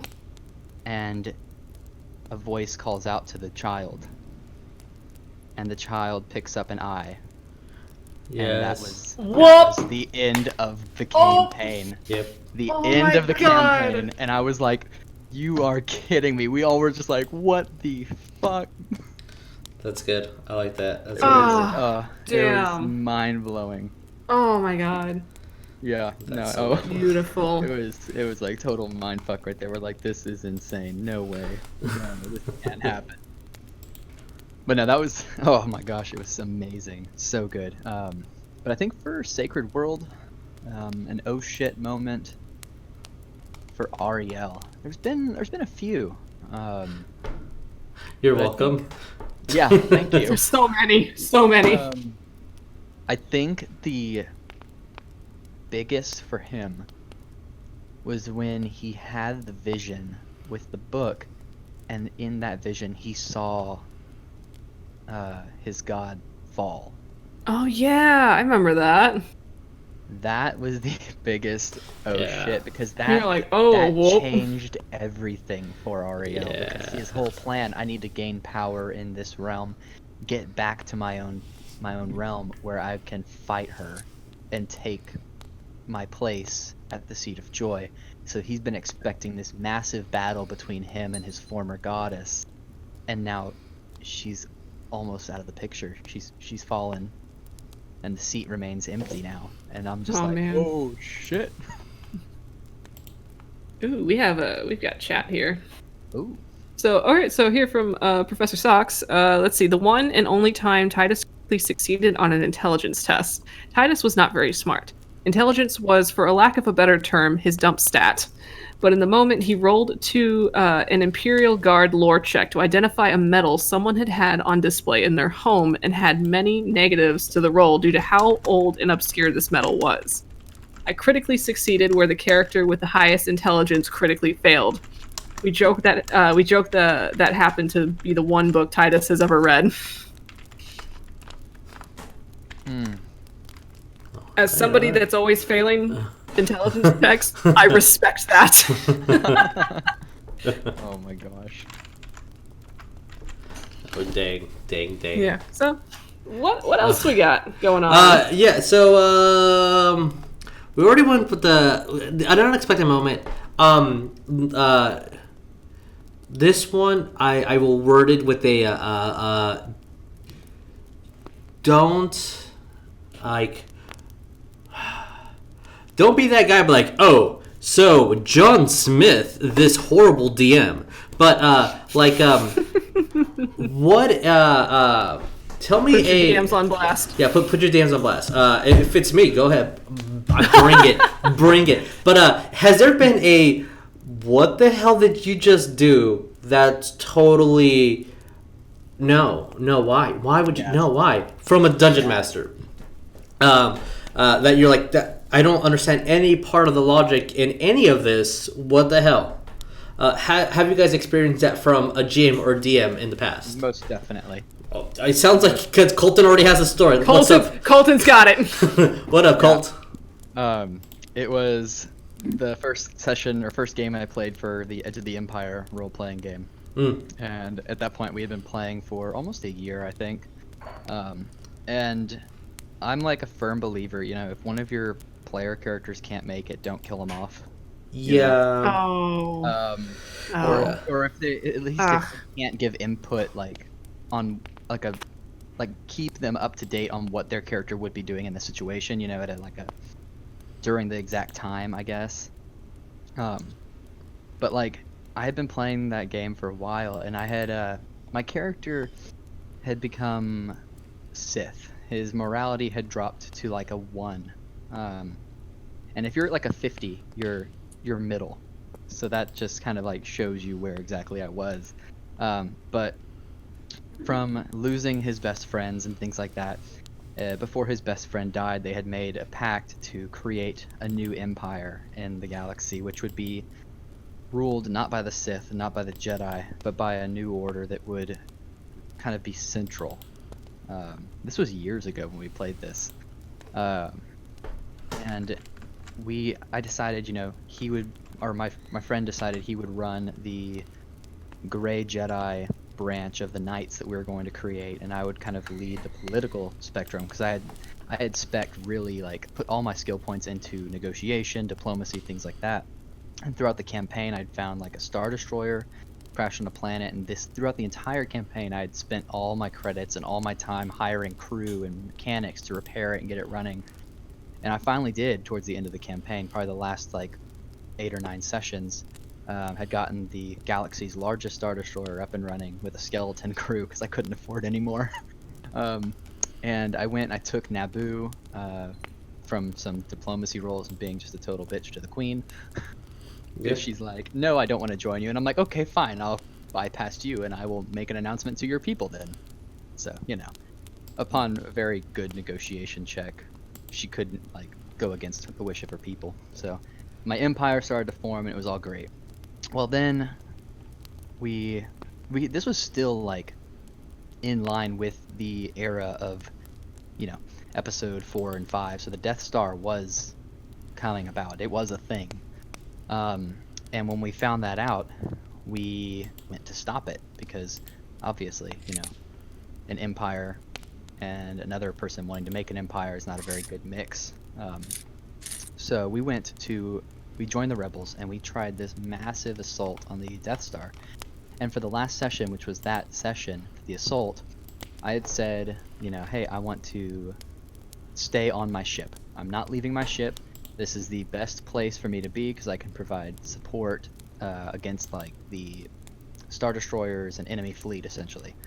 And because I was like, I'm not going to be here in person. I have to study for a test most of the night, and he lived all the way downtown, so I'm like, there's no way I could make it. So they start playing the game. I study for my test, I take my exam, and then I ended up taking it before they were finished playing. But at that point, it was already really late at night, so one of my friends was like, hey, you want to go with me to a car show or whatever it was that he was doing? So I said, at this point, sure, because I can't make the drive down there to play the game. There's only like an hour and a half left, and it takes me an hour to get there. So I go, and then one of the players in that campaign was like, hey, Colton's at a car show, he's not doing his test, so the DM killed my character. What? Bro, The last holy session. shit. He was like, "Oh, look, your morality is super low, so I'm gonna make you turn against all of your friends, and they're going to kill you." What? That's just a That's jerky so thing, dude. dumb. Because Like, I'm not gonna defend myself that technically Ariel did die when you were here, Yeah, but the yeah, situation was like right That was there. my bad, bro. That was my No, bad. it wasn't your bad. It's just the beholder is a very intelligent thing. Ariel's It is. flying. Turn that one to stone. He's gonna fall. Yeah. Yep. I mean, it was one of those things where like, you were being caught up, and I also don't like the idea that I have a rule that like we never encountered it, so I've never like implemented it. But my rule is if you're not here for 4 games in a row, your character isn't. I'm not gonna kill you off, but your character is not part of the major party. The simplest excuse and the easiest story wise, I'm gonna make that character go bye bye because it's just keeping track of another person, all that stuff. It just and like it's not that you're out of the game. It's just we need to talk because you haven't been here for a month. Like what's up? Life obviously isn't letting this happen. Why? But just to kill it just because you're mad, man, that just sounds no. Yeah, I was just like, oh, come on. Yeah. But luckily, I had seen that ahead of time, and in the game, I told my best friend, who was kind of also my best friend in character. I told his character, I foresee my death. I'm going to store some things in my room on my Star Destroyer, and those things were a data pad with all of my most recent adventures and a sample of my DNA for cloning. So I was like, right back at ya. So, because we've been talking about getting that campaign like starting again and taking back, like going from where we left off, and I'm like, hey, at least I still have my character. Yeah. That's true. That's true. What about you guys? What up? You have any really guy stories? Really, bro, really. I Yeah. What's up, Dickie? basically, when I played I didn't play the role playing games in all the places I taught at, and one of them my last one I did was at ALC SAC, which all the lovely little boys and girls that I got to deal with. And there was just one guy there. He agreed to it, rolled him a character, and they were playing. And he was just an obnoxious bitch. He just wanted just a, thing and wanted to get everything going his way and this and that. And just pissing everybody off. I killed him. I just said, "Oh man, you stepped into a landmine. It disintegrated you. Or do a roll save. Oh shit, that's not enough. I'm sorry." Sometimes it'd be like that. It'd be like, yeah. If you're purposely hurting the game, that yeah. You don't need me there. Yeah. No, yeah, I get that. Sometimes there's players that just, are gonna make it not fun for everyone else, and that sucks. Yeah. Yep. Yeah. I don't. Mm-hmm. I don't think I have any stories specifically around DMs doing things that make me go, dude, what the fuck, what? At least like in terms of like mechanics or like doing like I guess out of line rules wise or what have you. I think the only big hey man what the fuck moment other than every time I play a game. No, it was and I think I talked about it before, especially when we were talking about like world building and like all that stuff. But for sure, I think the one moment where you introduce something into a game, this is just like purely out of story. You introduced like a scenario in the game, and I was actually recently watching that episode.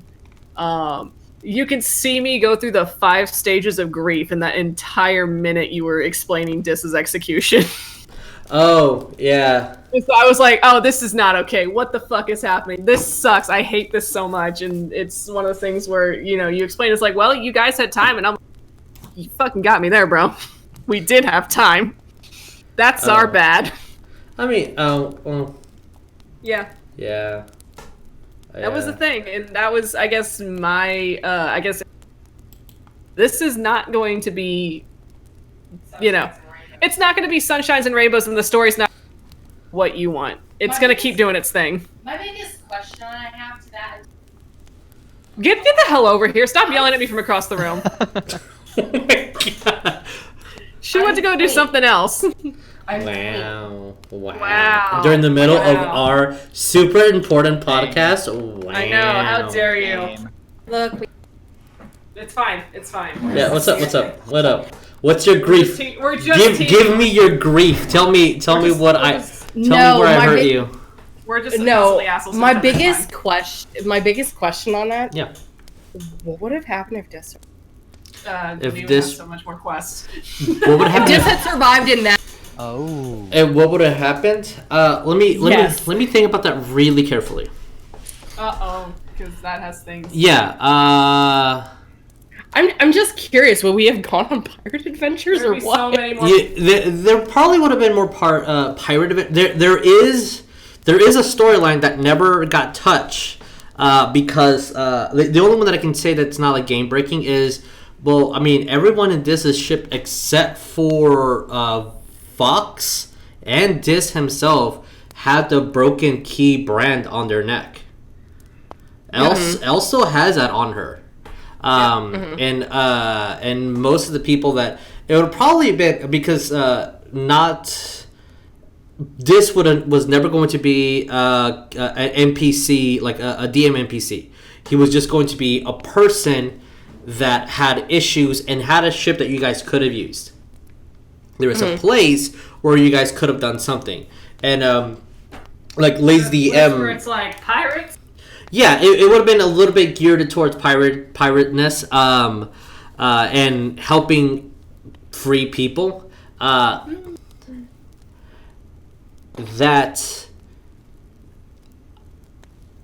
in of itself has another tether of a plot line that I can't say because you guys might adventure it, and I can't give out details.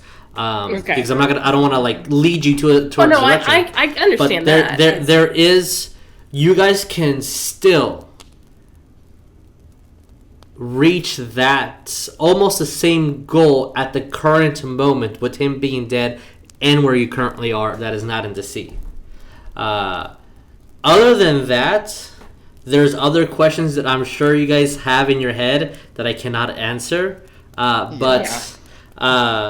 I don't know. We would have seen, because you would have seen this and depending on, because I know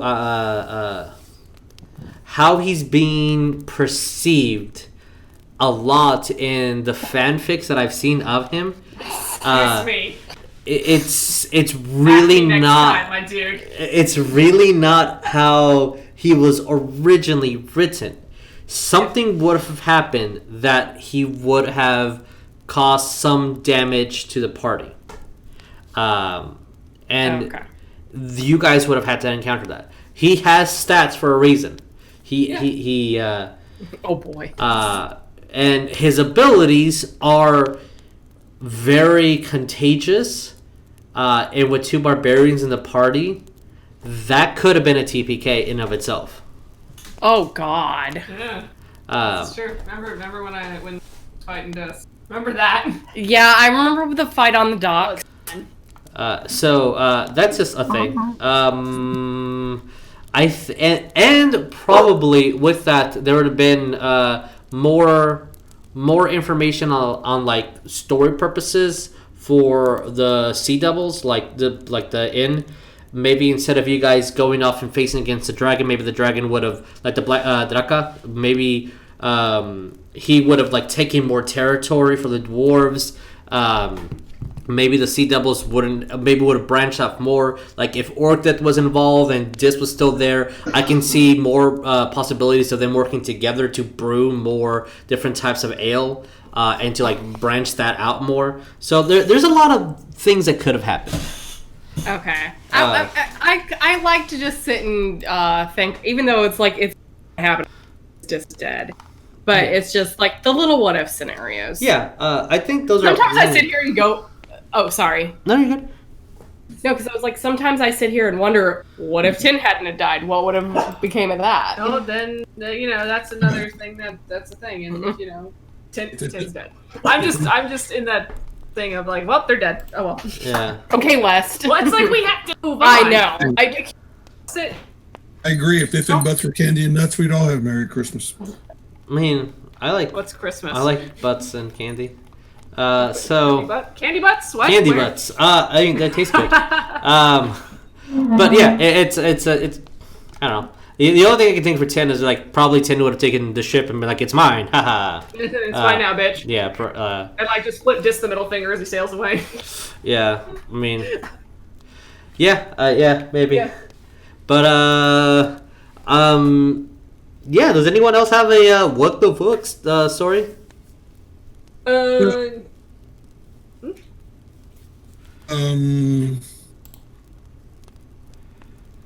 I had one, but I don't know if it's considered a what the fuck situation. But Sure. I was working at the Marine Institute. Marine Institute was a place where we got kids out of state school that were locked up.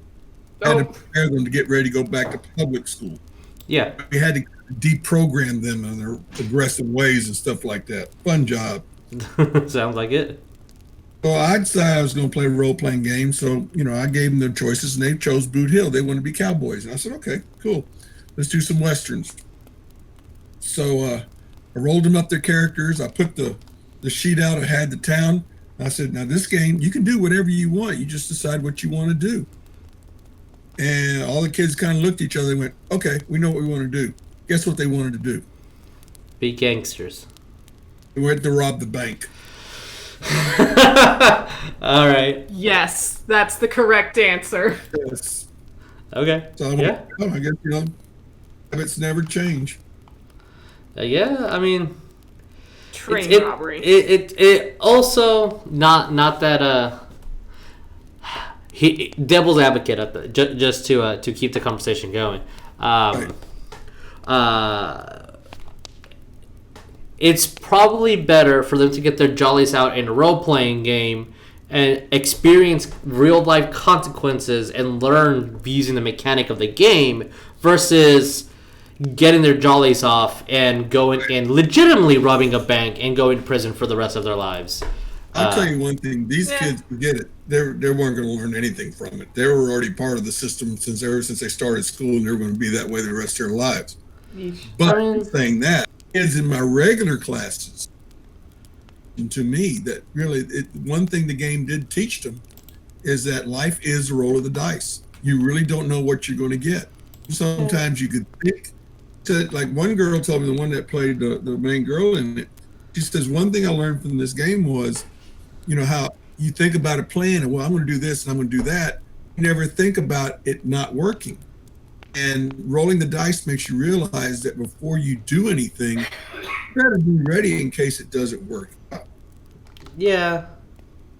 I mean, I don't think Wes has ever had a backup plan in his life.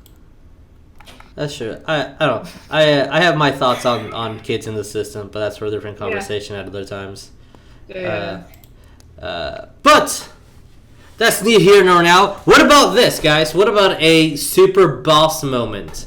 A situation where you're like, man, I nailed that beat. I think Ariel's was like 3 weeks ago. I mean, sure, if you want to recall that. What's up? Yeah, I got one. So Yeah, of course. Oh Everybody my was a God. witness to it.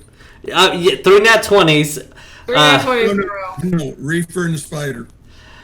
Machine. Oh yeah, that was good. That was good. Oh, that was amazing.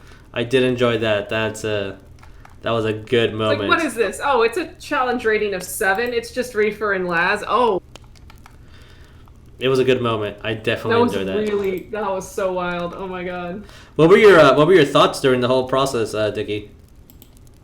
Well, a Reefer, his motto is, do you want to live forever? Why not take chances? So he went after it. And when he started making success on his rolls, and then when you started saying the fluid came out, I said, okay, it's got to be flammable. So that's when I started doing the sparks from the sword, and plus the sword caught on fire too. It was a flaming sword. And that basically took care of the whole situation right then and there. Oh, but the whole thing with him was, I was getting good rolls when I was going up against that. Yeah, you were. I was going up against the Beholder and all these other things. I wasn't getting shit on rolls. Yeah. Yeah, sometimes it can be like that. Oh, man. All prisoners to the dice. Yep, it's a thing. Colton. Yeah, it's like yeah, Colton. Oh, no, what's up, Vic? No, I was just gonna comment on the fact that it's like, you know, built like a brick shithouse, but then I'd make rolls for him and he hits like a kitten. So it just all depends on the dice. Yeah, at the same time, Reefer and Wes are two different types of barbarian. They are. Wes absorbs damage, and Yes, he's a sponge for it. But Reefer gives out the damage. He deals it out. Mm-hmm. It's like every time you read me off damage, and I'm like, God. Anytime that I hear that you're bloody, I'm like, oh man, you should have died then. It's like you should have been dead like 3 rounds ago. Like if you're bloody, that means you've taken enough damage to have died. So wow, all right, cool. Let's keep going. Wes just is too stupid to die, apparently. Apparently. Oh man. Colton, let's reenact that. Please. But how do you want to do this moment? Oh man. I think that was like the first time. Well, not the first time, but like the main time that I really felt like, damn, Ariel's a total badass. In a moment when you were like, yeah, I'm a paladin. Because it's like, it wasn't even that one shot, it was what led up to it and then it. Because like, what, each turn is 6 seconds approximately, so within 12 seconds, I mean, that's pretty quick when you think about it, like, and count it out. So it's like, Ariel is on the ground, surrounded by goblins. He bolts up to the archers, kills one, and then slams the second into the ground, back off. Like, how tall of a drop is that? Like 20 feet? Yeah. Just impales the dude with his glaive, and they just dive bomb straight to the ground. True form, eyes like burning white, looks up at the goblins, you know, I'm more terrifying than the goddess of nightmares, and then straight up zips over Zephyr Strike to the main boss. One little goblin gets his AOP on me, he misses, I murk him, and then I one-shot the boss. Yep. I'm just like, bruh. Yeah, I mean, critting, when a rogue or a paladin crits and have all those dice, like, so these 8 dice, you want me to roll 16 now? Okay. Yeah, oh my gosh, it was insane. Yeah, that's a... And all that after I got, you know, half health in 1 round. Yeah, there was a lot of guys waiting. If there was no noise, you guys would have snuck up on them. My bad. Thanks, Wes. Yeah, that kind of... Just assume you're never gonna stealth anywhere with Wes in the party, because he cannot shut the fuck up. Yeah, you have Cole now, though, who... Cole has learned this. Yeah, he's learned this, and he's not gonna allow this. Oh, jeez. Well, I guess we'll see. Well, we'll find out. Well, yeah. Wes is like, you want a fucking bet? Hopefully this isn't taking Tabitha's one, but I do love the time where you guys were about to enter the in Crovasa. You guys were going to the Queen, and nobody was like helping you guys because, you know, now that we know it's a hag in disguise, she was manipulating the situation from behind the scenes, and it was like fireball to the face, and Ori's like, what now? It's like, oh my god. I honestly forgot about that. Yeah. Put also into consideration, Oria also tried to use the pipes of haunting, and all of the guards passed their save but the party. That was so great. That was, I love that. Again, the roll of the dice. That was But yeah, no, her taking a full fireball, that was hence the one time she didn't fail a dex save. Hence that moment where that West is perpetually afraid of Aurea now. Yeah, she stood Because there. of that one Okay, moment. now what? Yeah, She looked at that guard and said, "You're grounded." You're grounded, sir. Grabs you by the ear. Come with me. No, Yes. I was gonna say another what the fuck moment for was. It wasn't more what the fuck at the time. It was until late, and it was when it was trying to get Cowrabow out of the castle because he was arrested. Oop. Yeah, whoopsie. And while everyone else was talking to guys, Aurea's wandering around Yeah. and realizing if she had gone any further, Would have Oh, sucked. yeah. If Turned to stone? yeah. like literally, I was so scared. I'm like, oh man, we cannot lose a party member like this. Oh. Because I would have to look up. I'm like, all right, guys, pause game. Let me look up what happens when we get petrified in B shape. What happens? Do you stay? Does the animal revert? Like what up? Yep. Like, if I had to just rule on the spot, it's, well, the animal's petrified. It did not die. Thus, you're going to on B shape within an hour. Out of that, what will happen then? You're going to take some damage. Reroll again. But yeah, that's. Yeah. That That would have sucked if that would have actually happened, and then everybody went and sees this little mouse or something like. Why is this So stone mouse sad. here? That is Oh. so sad. Oh my god. Yeah, because it wasn't even a mouse; it was an elf. True. So. Oh, yeah. You guys would have been like, alright, we defeated the hobgoblins. Going to save the queen. Look, there's a little mouse. Oh, no. Oh. Yeah, I think going off. Mm-hmm. I think playing out. Oh, I'm sorry. I'll let you continue. I saw you raise your. You raised Proceed. No, I'll let you go. Fine. I just. Fine. Fine. It's a fine. It's fine. It's whatever. Champ, do you have an epic character moment? You keep wanting to talk. Champ, what was your character Tell moment? me your best character moment, bud. Hey, tell me about it. No, he just wants peanut butter. That's all he wants. Oh, Because you ooh. have something in your hand. Dare you feed that dog in front of me? You do it all the time. Don't lie. Wow. Just being outed. I said don't use real names. Yeah. What? So no. Yeah. So I guess on epic character. If we're gonna keep calling back to the moment where West fucking died. I mean, you guys keep bringing it up, not me. Well, so much crazy shit happened there.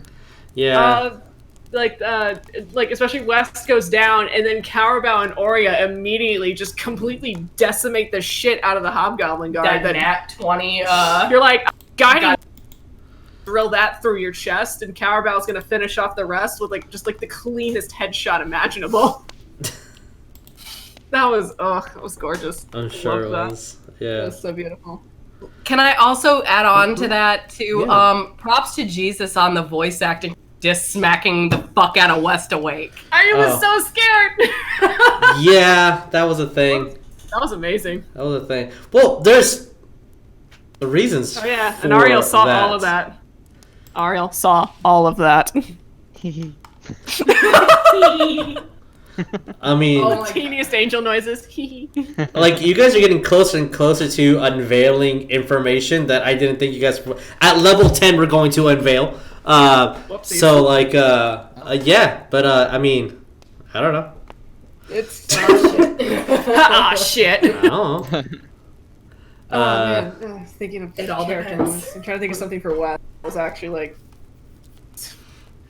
all I can think of is all the stupid shit he's done now. That's been your boss moment. That's been Cal, we need a fuse. we need a. That was a good one. Oh my god. We need a fuse. Cal West. Cal West yeah. is great. Cal West. I mean, anytime he takes more damage than he really needs to, and he's still fucking standing. Yeah. I mean, if I'm gonna call to something that's a completely not canon, his entire fight with Bones in the Battle Royale was so goddamn beastly. Yeah, Bones was not That letting was- up. No, she wasn't. It was like, holy shit, these two were just smacking each other around, and she kept just throwing so much damage at West, and it's like, nope, he's back up. Oh, we've got that barbarian feat. Man, Fuck no. up, son. God. No, like 10. Other than us being up for 27 hours, tensions were already up, and then that fight just, you guys were just relentless with the situation. Oh god, we were like really aiming to kill each other.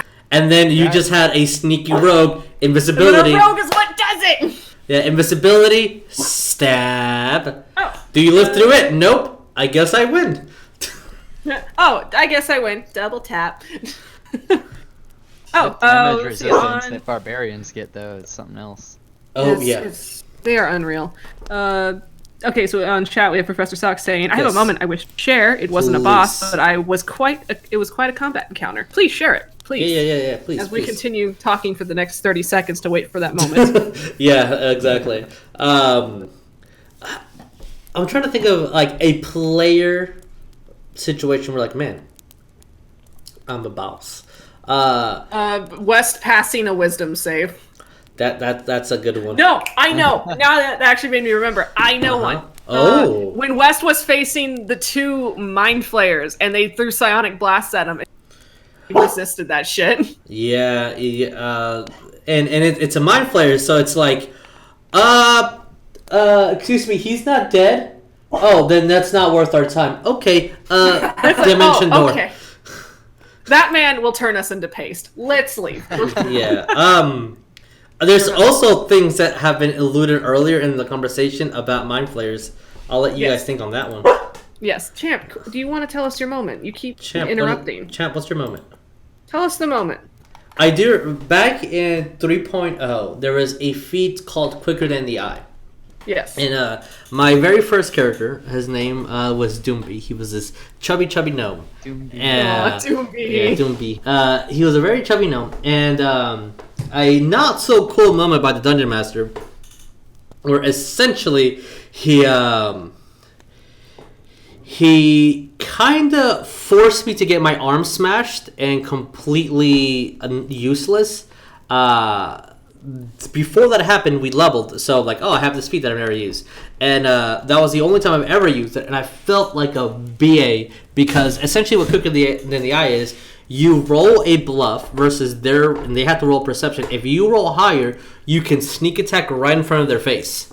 Oh my god, love it. And so he was like, I don't know how to describe this, man, because you only have one hand, but sir, roll sneak attack damage. So I'm like, all right, I'll describe it then, Dungeon Master. Like, that was a key moment, like, I can do your job. Like, so as his arm got all exploded, I'm like, all right, so I'm gonna grab my dagger, flip it up in the air as the ogre looks at it, grab another dagger, and then stab him, and then catch the second dagger because the ogre died. So I'm like, that's that's how you do it. That's how you tell stories. That's how you do it. Yeah, and I think it was more because, like, I was like, yeah, I know you took my arm because you wanted to. For whatever reason, you wanted to set a point. And so you forced my character to get his arm smashed. So so let me also prove a point to you. And I think only because I successfully did the Quicker Than the Eye ability, I was like, yeah, I feel like a boss right now. But I think Professor Socks has Let's read the story. As I see, Lynn has popped into chat. As Lynn says in chat. What is the story? What is Zai's story? So, alrighty, kiddos, are you ready for dear old Uncle Jason to regale? Oh my god, yes, please To regale you a classic story of his gaming group, The Sniper in the Hallway. It's a short story of sorts. So the backstory of this particular event is that some of my friends and I started a campaign together. First campaign of the group as a whole. The group consisted of me, my buddy Oscar, my friend, I will butcher that, I'm sorry, and our DM Jordan. So in full, we had a whole table of people who knew little of what they were doing, but we were having fun regardless. So on to the story. This was the first campaign of Warhammer 40k Dark Heresy that we played. Warhammer. I know, I'm already excited. Man, I got a Skaven army, bro. Skavens, I love them. And our group has led, was led to one of the players' homeworlds and into the depths of a facility filled to the brim with traitors and cultists. And the group, the Hawks, I think we called them, were closing in on the center of the facility, and right when we turned the corner, our tank, me, got shot in the shoulder nearly immediately. Peeking down the hall, it was a long corridor that led to a room with a raised platform and with the main targets of the conflict in question. The sniper, and the fact we couldn't simply advance without getting shot in the face. Helmets are for nerds, just saying. So my friend Oscar had a brilliant idea. He decided to have his character combat crawl down the hall so that he would be harder to hit, and it worked. It worked so well, the entire party followed suit and started crawling our way to the room, so the sniper tried to shoot. The dice were not in Jordan's favor at the time, and by the time we got to the room, the sniper ran out of ammunition. And can you guess what happened next? What up? Side note of this story, Jordan has told me that she is actually proud of that moment due to how memorable it was. The moment in the campaign was nearly 4 years ago, and we still talk and laugh about it, and like I said earlier, we had fun. What happened next? I need to know. It's not spelled out for me. I need to know. I need to know. You gotta, it's like West, you gotta explain it like he's... That was, oh my god, that's so much fun. I feel like if West was just down, be like, fuck this shit, I'm going. I mean, like how Arya was with the... Oh, the guy. Oh yeah, we're gonna fly straight ahead. Anyway, so you're taking 30 different attacks, and we're like, excuse me? Yeah, there was like 40 goblins already set in that. I literally saw my life flash before my eyes. I mean, real shit. I really love moments to completely Uncharted. Anyway, so here's 30 different attacks, and you're like, oh. Hey, Colton, when you say, like, you know, your life flashed before your eyes, that's how I felt when Oreo was stupid enough to go into the wizard tower without telling her anything. Yeah, that's kinda how I feel right now. I was like, I mean, Fox is gonna do it, because, like, I don't want to. He doesn't have enough spells to do this. This is his last B shape. But he only has the ability to locate object just for the next 9 minutes. He needs to go in, at least know where Xavier is, and then come back out, because we can't lose the kid. I don't wanna. I really don't wanna. I know you don't wanna. But Fox is gonna be Fox. He makes everybody cry at the end. And that was another thing. Oreo going on ahead. How far ahead did we jump? Like, when did you actually, I guess, plan? To be for honest, us to go into the wizard tower. To be honest, I didn't expect you guys to actually make it in. He only allowed you because you were for Ravnica. I mean, like, it's still not to be discovered, but the Beholder died and then refused to die, so became back as a death tyrant earlier than what the book says, because it's obsessed with something, and that something is very not been discovered yet. I was gonna say something, a big clue, but no. I mean, secrets. There's secrets. Secrets. Oh, I in my head, to be honest, it was how I planned it. That has no. At least not planned, but like how I thought it was gonna go in my head was, you guys were gonna do your thing, defeat the hags, and then eventually make your way to the Underdark via a way or two, and then if you discover, because there's other plot lines that have not been touched that also have ties to the Underdark, and if you guys ever did and you discovered the tower. If the Beholder, depending on how you did your thing, was either going to chill there and wait for you guys, or just vamp out because he doesn't like the idea of you guys, and then you would have discovered this guy has been spying us since the beginning. What the hecking?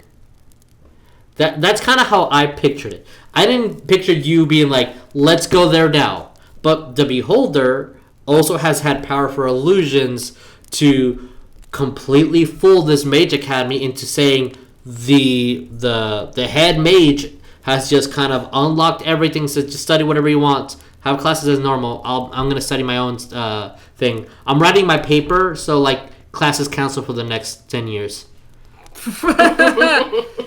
And then when he passed, or the tower, not he passed, sorry. When the tower fell, then that's when the Elven Mage was like, all right, I guess I'm the runner up now. I guess I'll be charge of the academy. Yeah. So totally, that was one of those. Pause. Let's go to the other players. Well, What are you guys doing? What's up? what are you? Totally stoic quakes. What are you? Just what's up? Just tell me what you're doing. Just what up? And I was like, man. I quickly write a thing down. Yeah, like, and that was one of those games, tying to earlier the game, where like I said things on the spot and I quickly had to write them. Like, now this is what's on this floor. Now this is on this floor. Oh, I have this miniature over there, so I can know it's 4 floors. Now that's on this floor. So like that was on the spot, me making up what the fuck, and then that became real the next couple of sessions. Oh, Okay. man. Good to know. Good. So just so you know, if you guys do something completely unexpected, we'll see what happens. We'll see. No. That's where I was gonna be like, okay, like, Sorry, you cut it out. and me. You completely cut out for me. What's up? No, I was gonna say, like, I guess going on from those moments, and I know Jeremiah's not here, but when he rolled the thieves' tools and met the DC to get into the tower. Yeah. That is I was. That was surprised. where my life was kind of flashing before my eyes, because I was like, she's not gonna be able to take this tower on by herself. Yeah, because if There's no way in hell. If the alarm would have if because it was also an alarm spell in that, so the alarm would have been sounded. The living spellbook would have known about you, probably challenged you 1-on-1, and at the same time, Ariel, West, and Carabat would have had a spell casted on them that, if not acted fast enough, Circle of Death, you guys could have died. Yeah. Holy shit. Yeah, this is true. Because it would have been like Ariel would have had 1 round to resurrect whatever fell. And does he have the material components to cast that spell right then and there? Yep. Yeah. Yep. Revivify is very useful, but you need that diamond. Yep. That's where I sit here and say, like, I feel like one of Oria's like bigger badass moments, even though it wasn't a fight. It was her literally looking at the beholder whom she thought was a wizard at the time and just went, fuck you, I'm gonna make my own gate. The entire speech that she said. Yeah. I was proud of myself in that moment. That was a good so I was proud of you. Yeah. I was like, what would Oria say? And I'm like, this is what she'll say. Orio's over here. I'm gonna make my own gate. Ariel's like, I mean, I have this scroll thing. Oh, I have this piece of paper that I found on the floor. And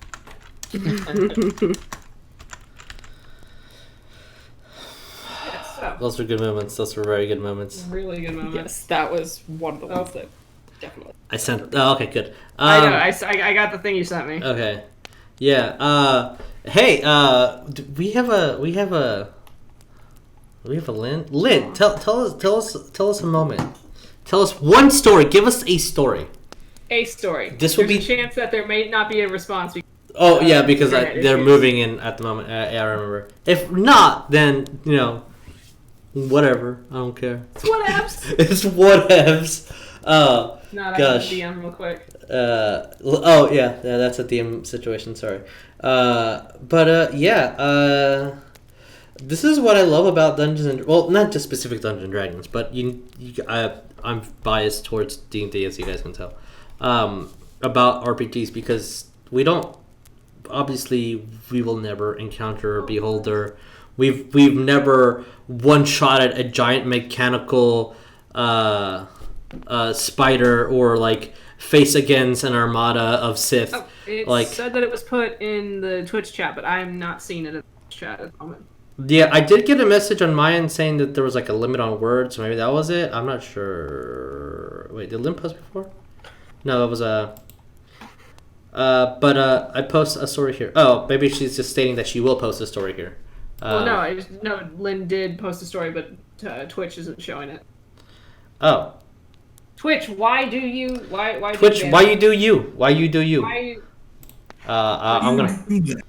Yeah. Why you do that? Why you do that, Twitch? I'll refresh it to see if anything happened, but no. But we get to live these amazing. So I have a thing where like my favorite artistic form of expression is film. Yes. Because you work together, you guys get to, it's a lot of problem solving, a lot of storytelling, and together you have this amazing great product and everyone shows skills. But the more and more I think about it, I'm like, I think I used to be so in love with film because I couldn't get a table together and we couldn't all collaborate on a storytelling purpose. And like, there's always that argument of like, oh, Harry Potter's books were way better than the movie, and I'm like, well, the movie I didn't have to read, and like, yes, you get the visual masterpiece that is the film, and you get all that hard work that went into it and the stories behind it, and then when you read the book, you get the enrichment and the foreknowledge of what's happening inside their heads, and the art of just detailing seconds in paragraphs, and those are all beautiful forms of just storytelling. But once you get to sit at a table and we get to be these characters, that's the thing. Versus like video games, where like, oh, I'm Nathan Drake or I'm Link, like, but you're following a story that you necessarily wouldn't do that action. Like, you know, sometimes you want to sit and pet that dog. You don't want to go and go fight that war. And like the best thing of what Red something cowboy game was petting the dog. Redemption. Yeah, there we go, that one. Like everybody wants to pet the dog. Nobody wants to Pet the dog. Like I specifically saw some Let's Players being like, I don't want to be a bully, but the game is the mechanics of the game, this video game, are saying I have to go beat up this guy for information. That's totally not cool. But in D&D, the DM presents you, or the GM presents you with a situation. Yes, you do get to pet the dog, and you don't have to beat up that guy for info. You can go wherever you want, and that's why I love storytelling. Is the oldest form of expression. Yeah, I wasn't a fan of that mission. Oh, you see, exactly, and like I've never played it. But like apparently you have to do it or something. I don't know if you can not do it. And if you want to finish the game, you got to, because it's like the events that happen in that. There's something that it's implied. It's not something that's so obvious, but it is implied. And I mean, I guess it is obvious, but you have to read into it, and that is what leads to the end of the game. So it's okay. I don't know, circumstances, but it's like, did you have to beat him up? Yeah, it's and I didn't like doing that. Yeah, so story time, man. It's great. It's why I like I guess like Skyrim, where I log in, I make a character, and I don't have to follow the main story if I don't want to. Don't do any of the main quests, just wander around and just hit stuff with my hammer and make stuff, and that's all I do. I mean, that's why I don't play video games, because it limits you. I mean, there's so many things you want to do, but I mean, you only can do what the programmer put into the program. In RPGs, unlimited choices on what to do, and then you learn there's consequences to all those choices that you do. Yeah, it's challenge. I mean, as you guys can tell with all of our Let's Plays, there's just like Jesus is the worst at games, because I only played 2 games in my entire life, and that was Pokemon, because of just the story and the vast world that you get to explore, and Link because of the exact same reason. And in those games, you're a voiceless character, and you kind of put yourself into those worlds. But besides that, there's really nothing that like Left 4 Dead's fun for an hour or two. But I want an enriched story. I want there to be consequences, and I want there to be pain, and I want there to be love, and I want there to be joy. Like there needs. Where's that human connection? Oh, I got Lynn's story. Mm-hmm. What I really want Colton. is, I want Rockstar, if you're listening, anyone who works there. Yeah, Rockstar. Yeah, come on, specifically Rockstar. And Bethesda games. And I'm not the only one, want you to collaborate on a Lord of the Rings free roam game similar to Skyrim and Red Dead. Oh my god. It would be beautiful. And that's why I think, you know, the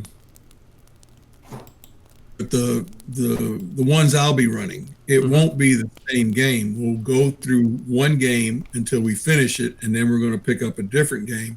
It's going to be completely different than anything that people on here have seen. Yeah, I'm excited. It'll give us more variety, just more people to tune in that has a different interest. Yeah. And luckily I got on pages on Facebook that I can advertise there whenever we're going to do so.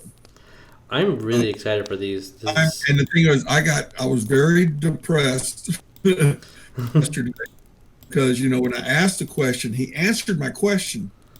What I thought was doing right, found out I was doing it completely wrong. And I'm going like, how the hell? Sitting here trying to figure all this out. Well, I said, screw it. I'm writing him a message on Messenger because he friended me. Yeah. I said, look, I said, you helped me out and I appreciate it. Get more questions.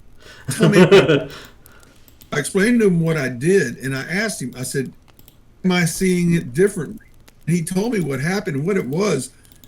Most games, when you're getting a bonus, you'll see a plus number. Mm-hmm. But in his rule book, there's no pluses.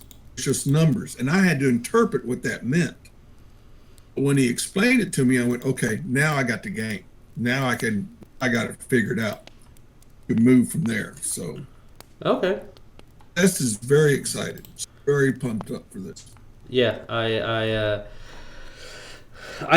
only played one game in that style, but to not spoil anything, and I don't think it was run at all well, because there was a complete different viewpoint from the game master between me and then between the other players. Like, it was I think 4 of us, and there was 3 different ideas of how this was supposed to be run, because we never sat down and talked like we're doing right now. Right. Nobody got what they wanted out of the game. It was just, oh, all right, well, I mean, I guess that was fun for a couple hours. Want to do something else? But, okay, yeah. so I've got Lynn Grayson's story here. Please and thank you. Okay, so this is from his. So, right. So the group was trapped in a tower, and in the top room specifically, the only clue to escape was a metal dragon head sculpture thing embedded on the back of the door, and inside was a mysterious gemstone that was cut in a way that was similar to his family's brand of gemstone cuts. It was called like the Tatterick style or something. So, thinking the statue was icky and he didn't want to touch it, he used his stupid high charisma and noble poshness to convince the bard to stick her hand inside to grab the gem. She did, and as she grabbed the stone, a dragon tooth shoots out and stabs her in the forearm, trapping her in the statue and drawing her blood and putting it into the stone. Okay. He was then able to somehow convince the cleric and the fighter to do the exact same fucking thing. Now the entire party is stuck and getting their blood sucked out of their bodies. Grayson looks at them, casts Mage Hand, grabs the stone with zero problem, releasing his party, and he unlocks the door, sauntering out, basically saying, "What are you all waiting for? Gods, we have things to do." That's Grayson. That's good. I like that. That's so on brand. Oh man, that's funny. There is a kind of a situation like that in not this game, but maybe 2 games from now. Dear Lord. Campaigns, sorry. Where like that is a possibility, and as I was thinking about it, I'm like, that could be a version of a TPK where kind of like the Hogwarts prep guys are like, it's not a total party kill, but you guys need to solve this puzzle in a completely different way, like by being cats now. Go solve as a cat, solve how to not be a cat anymore. I have something like that written, which like if everybody would have been stuck in that, that would have been funny. But yeah, Grace. I cannot imagine Wes stuck as a cat. Oh my gosh. Oh man, I'm thinking of Grayson now being a cat. I know exactly what kind of cat he'd be too. What cat? He'd be like the ones that had like the really long the Oriental short hairs. I Oh. think is what they're called. I'm picturing. Exactly that cat. Oh man. I love those cats. They honk instead of meow, and it's so funny. Well, I appreciate that story, Lynn. Well, Meow. meow, meow, meow. We all come out of the Arya would be library as like cats. Arya would be like the really like fluffy white ones. We've all gotten fan art of Sorry, no, we all need fan art of us as cats. It Yes. has been decreed. Oh my gosh. Decreed. We need fan art of our characters as cats now. I'd be over here like cleaning my paw off, and Wes would be like rolling in the dirt. What? It's like, what kind of breed is West? Feral. Or you have to be lapping at a mug of ale that's tipped over. Just like lick, lick, lick, lick, lick. Orc's head would be stuck in the mug. With his Yeah. whole head inside the mug. Walking around with a mug stuck on his head. Oh my god. There is a meme that maybe it gets meme, but everything's a meme now. Or it's a video of this. I believe it was like a Japanese household where like they were filming their cat as they were preparing to eat, and the cat just lunges at a cake, replace the cake for ale. And like as his owner is pulling the cat out, the cat's like grabbing the cake and pushing it towards him and start eating as much as it can. That definitely would have been Orc just like gobble, gobble, gobble, gobble as the person's trying to pull Orc from the mug, and Orc's claws are extended. Now mine. May I offer an image, please? Please. So Ragnar is a cat. Like, it's those like super fluffy like mane, and he's sitting in a box that's painted to look like Braum. Yes. Perfect. I agree with this statement completely. Yes. Oh man. Oh, that'll be great. We are That's so great. amused by cats. Well, I think that's all the time we have for today's episode. Yep. I thoroughly enjoyed everyone's story. I truly appreciate it, and I will cherish these memories as though if I've been there, such as the magic that role-playing games gives us. Heck yes. Yes, but if you guys have any questions or anything that you guys want us to discuss in the next 2 weeks, just write in. I think probably the best way to like categorize all these things is to write those down in the YouTube videos. If you post them there, like I have to see them right before the show goes up, so that'll be probably the best way. And you can also, if you want, DM us on our. Yeah. So Have them challenge us with questions. Yeah. Send us questions, yo. send us questions. Please challenge us. Yeah. Yes. I would definitely. I want to challenge. Hey. Yes.